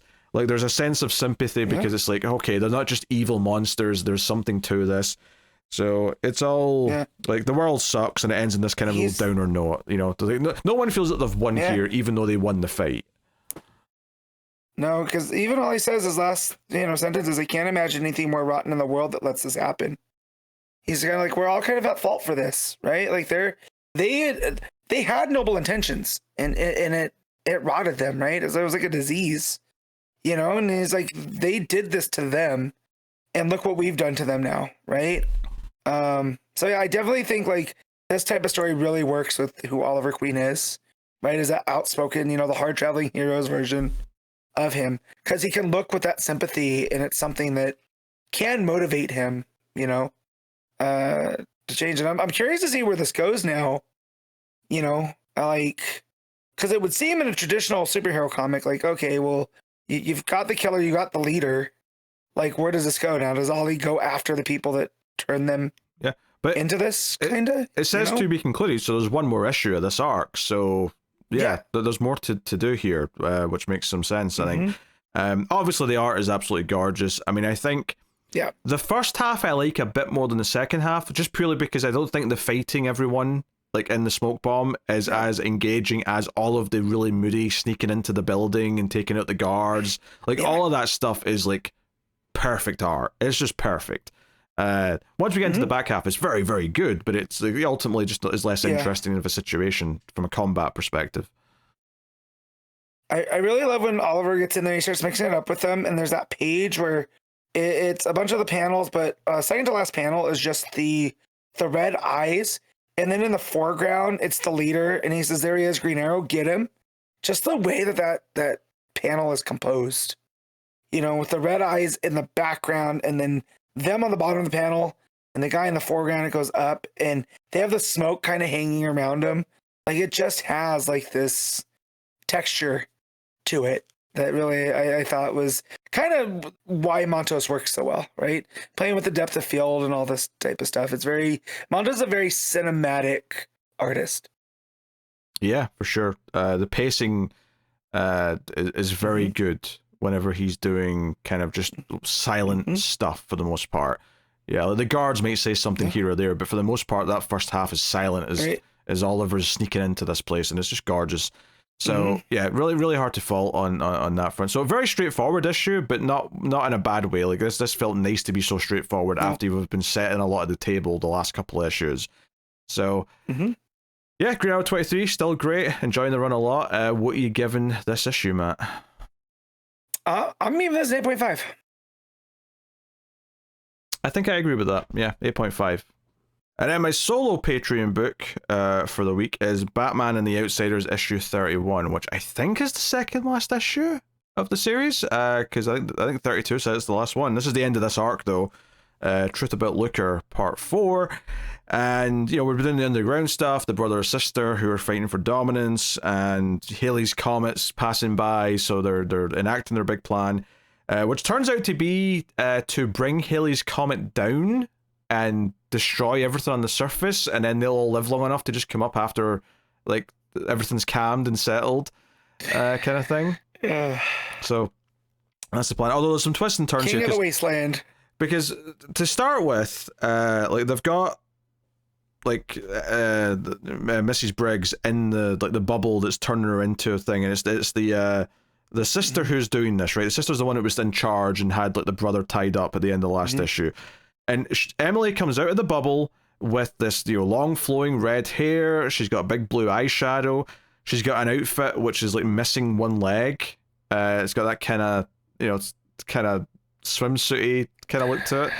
So, and this does, to be fair, this feeds into her feeling self-conscious about her appearance. She thinks she's not sexy enough for her husband. That was the whole thing when she was introduced. So this is like, oh, she's maybe going to be tempted to stay like this because, hey, I'm hot now. I'm a bombshell. So the others are all kind of looking on.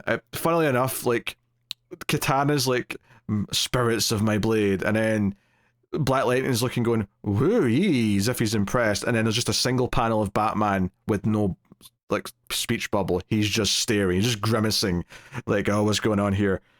However, the brother who's tied up seems to be quite happy right now. He's kind of smirking, even though he seems to be losing. And then Looker looks into the mirror and sees her new appearance, and she's like, oh my, is this me now? And it's like, yes, now, before you look at yourself some more, take some more of this obedience potion that I'm making you drink. And she's like, yes, master.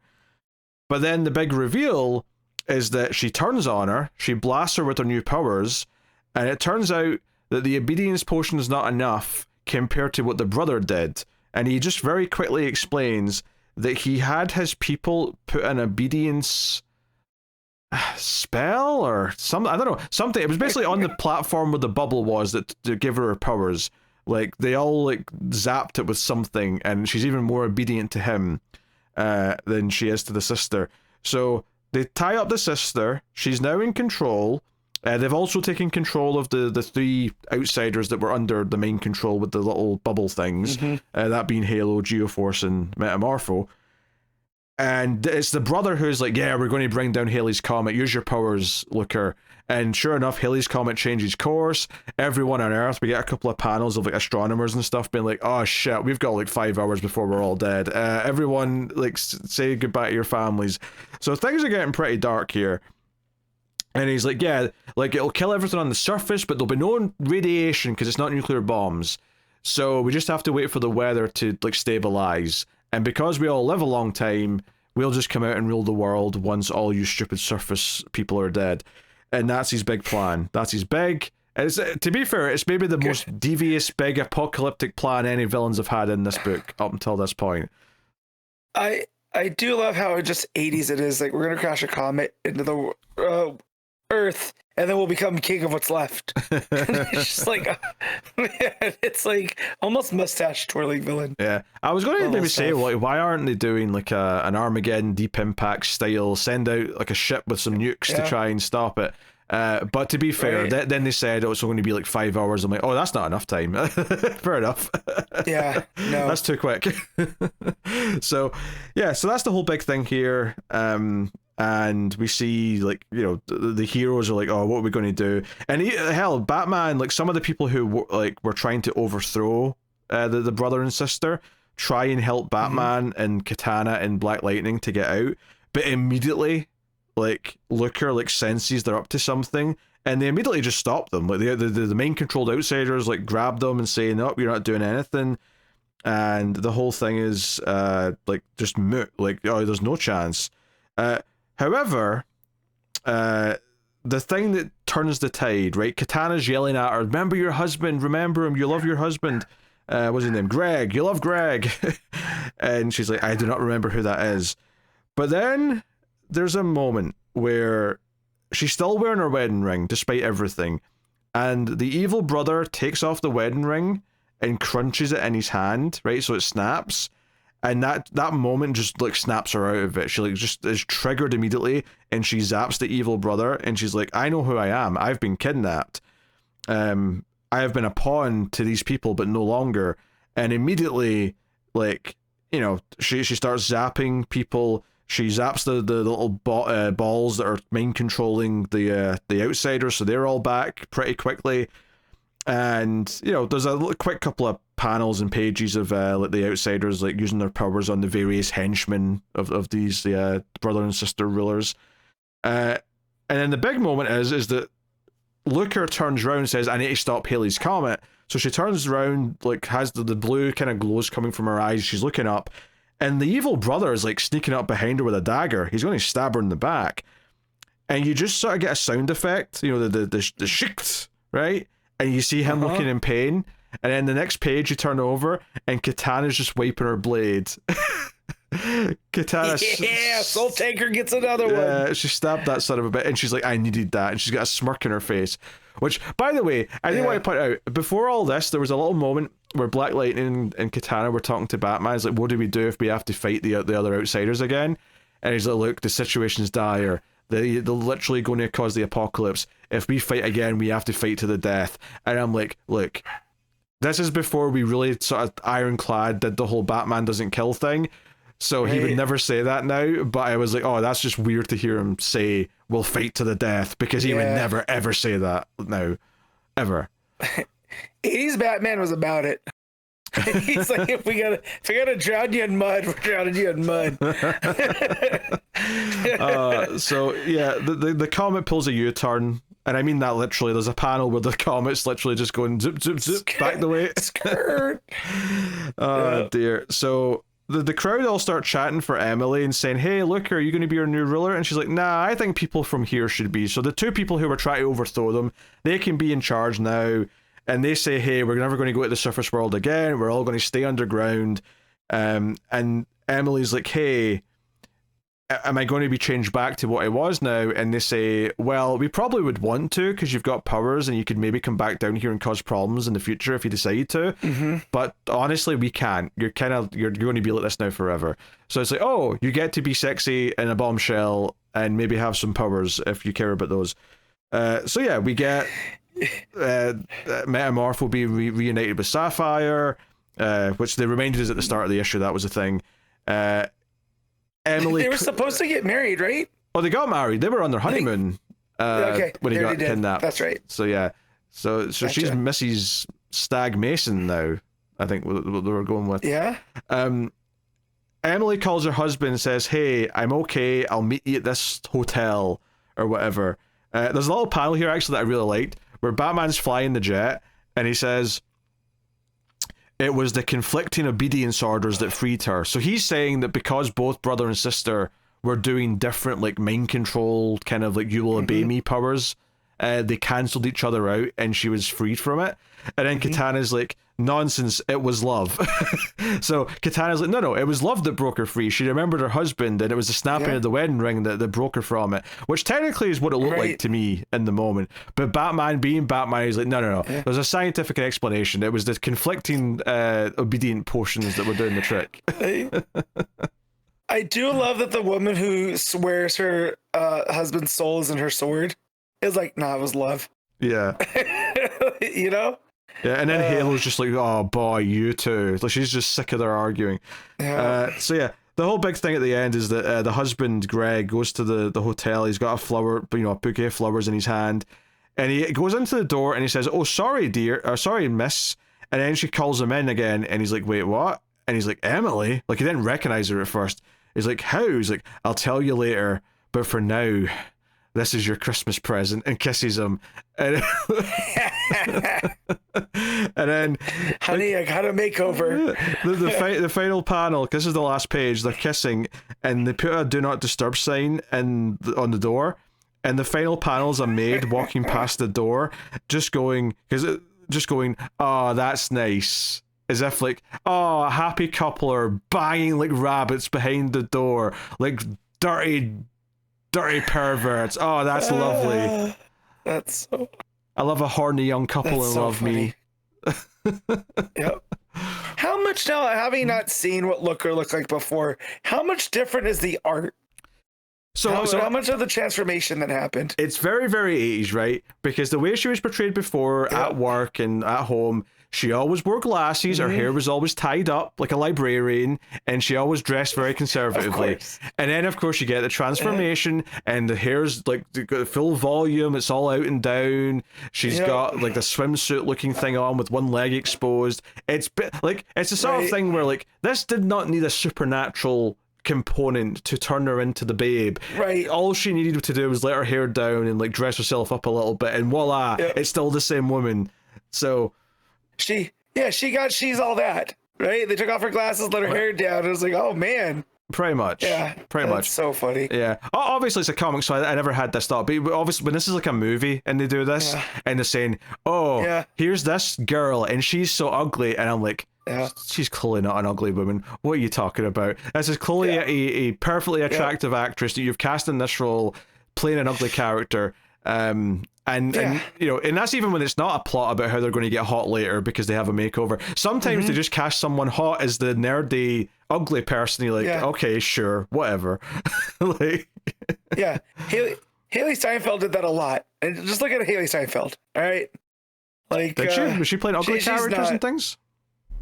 Not ugly, but like that whole nerdy, awkward, you know. What was that movie that we watched that had her and Sophie Turner in it, where she's the assassin? Barely Lethal is the name of that one. Barely Lethal. Yeah. That was kind of that on that. I was like, oh, look at her. She's not playing, you know. Yeah. Especially since when she's standing next to Sophie Turner, the charisma difference is like a vacuum of space apart, you know? Yeah. You mean the new Mrs. Lara Croft? Lara Croft. Why do Americans struggle saying Lara? It's Lara, not Laura. I said Lara. Yeah, Lara. I don't know. Yeah. You all turn it into Laura. That's weird. Look, I'm watching it regardless. It's like, I've seen every adaptation of Tomb Raider. I'm not going to miss one. And you've never played a Tomb Raider, presumably. I played Tomb Raider 2 for the PlayStation. Oh, I'm sorry. You played Tomb Raider 2 in 1998. Yeah. Because there was a dinosaur in it. Oh, you know? Hell. All right. Yes. Well, yeah. Pretty good issue. I will say this arc of Outsiders is maybe one of the weaker ones, just because it maybe took a little bit over explaining of all the backstory of these two underground civilizations, or this one civilization that's split in two at the very least. You know, so I do like some of the stuff we got towards the end. I don't know if I enjoyed this like conflict with the villains as much as a lot of the ones we've had in the past in the book, though. Even though there's a couple of funny moments or whatever, and the ending is kind of, you know, cute and charming in a very 80s movie kind of way. So yeah, and Batman being a grump and not accepting that love conquered all in the end is amusing. So yeah, I'd probably give it like an 8. I'd probably say it did, you know, it was better than the last couple of issues, but I think this arc as a whole is maybe one of the weaker ones of the whole run. But still not bad by any stretch. Feels like the most 80s at this point. Yeah. Well, I don't know. When they were doing the Olympic stuff and like the president was there, that felt very 80s as well. Yeah, that's true too. But this is the whole Halley's Comet, and then the girl becoming Looker by putting down her hair. It definitely feels time-stamped. Yeah. I love the idea that the husband did not recognize her because her hair was down. I'm like, geez, like... Yeah. She never has a hair down, even when she's like out of the shower. What Bar forgot to put in the script was that he has face blindness. He doesn't recognize anybody. It's just lucky they never said that. Oh, you can't be my wife. You're too attractive to be my wife's ugly. I'm going to the next room. Also calling her Looker. That is so funny because it's, you know, it is one letter off from hooker. Right? Like, well, no, I think it's meant to be like she's a looker. Like that's what they're obviously going for. Yeah, no, I know, but just like that, you know, that's her new code name. Is very funny to me. Yeah. So, you know, I mean, obviously it's like, hey, she's got her self-confidence now, which is something she was struggling with. So that caps off that. So yeah. All you might need, ladies, is a makeover to feel like you're enough for the man. Look, that's kind of the message here. Go to a subterranean kingdom, get brainwashed, and you too can become a looker. Yes. Is that what they call the Salons now? Under subterranean kingdoms? Do you go down into underground pits where they'll do stuff to your hair and pamper you up? I don't see why not. I mean, you know, as long as they can get electricity, I think they could do wonders, you know? All right.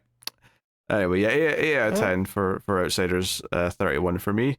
And that'll bring us to the final part of the show where we pick our favorite stuff of the week, favorite panel / moment, favorite cover, favorite art, and of course, top 5 books of the week. So we'll start with panel / moment. Matt, what you got? All right. So I did like the reveal of Strife in Wonder Woman. I thought that was handled really, really well. But it's something from Nightwing, and for me, it's going to be that the Zani telling, you know, Nightwing, like, yeah, you have to do this. Nightwing throwing it, and then the realization that, oh, he didn't throw the ball at the tin cans.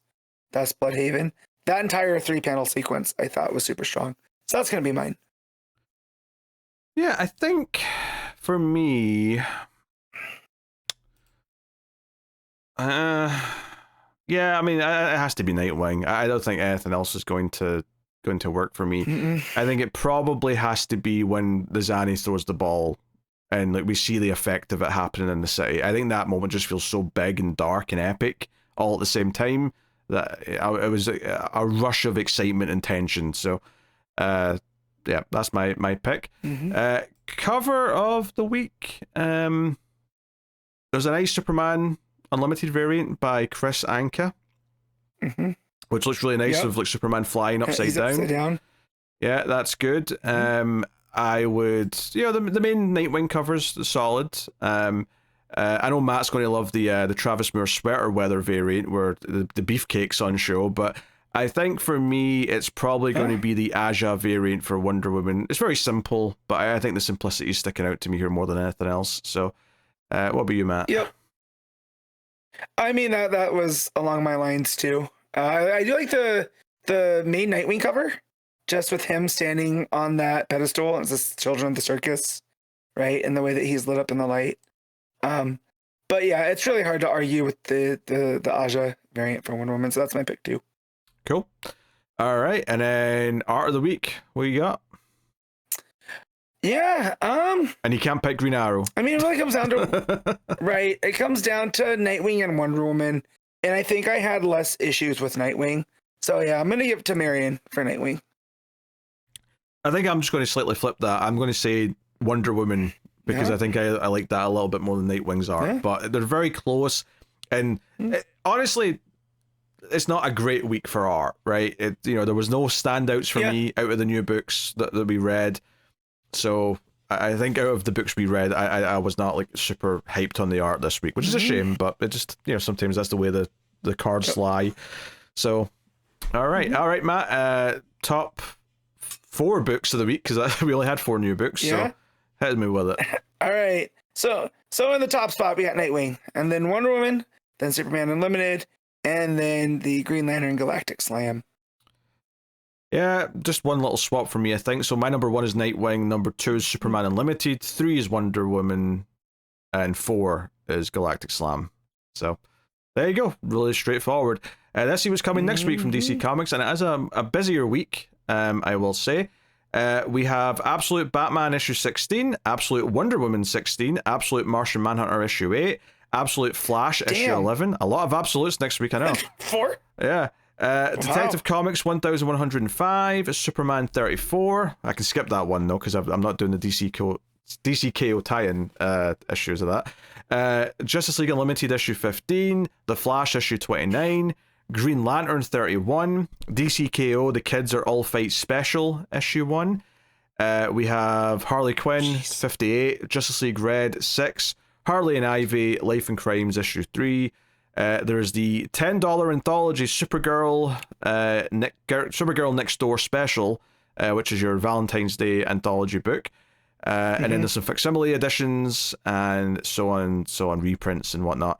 So yeah, busy week next week. Honestly, it's not surprising because this week and last week were both pretty quiet. You can kind of feel a couple of books getting delayed from these weeks to this next week. So, but no solicits next week, so brace yourself for just lots of books. We'll be talking about a lot of books next week. So that's what's coming up. Yep. But that is the show, everyone. That has been Comics from the Multiverse. Like I said, check out the annual episode if you didn't, with all 3 of us talking about the best books and making a top 10 of 2025. And of course, you can support the show over at patreon.com/MailFuzzTV or via YouTube membership. And any support is greatly appreciated. Thanks to everyone who already does. Patrons get the show a little bit early. You get to do the vote once a month. That's going up a little bit later this month. It'll be up soon after this episode goes out for the patrons pick. And of course, we've been doing Batgirl Year 1 reviews. I actually haven't put the last one up we recorded yet, but I'll do that soon as well. I think that was issue 5 or what was it, 6? I don't know. I can't remember what number it was, but whatever the last one was, that'll be up soon on Patreon as well. But yeah, so thank you very much for joining us. We do appreciate it. Keep reading DC Comics, and remember to never get lost in the Speed Force.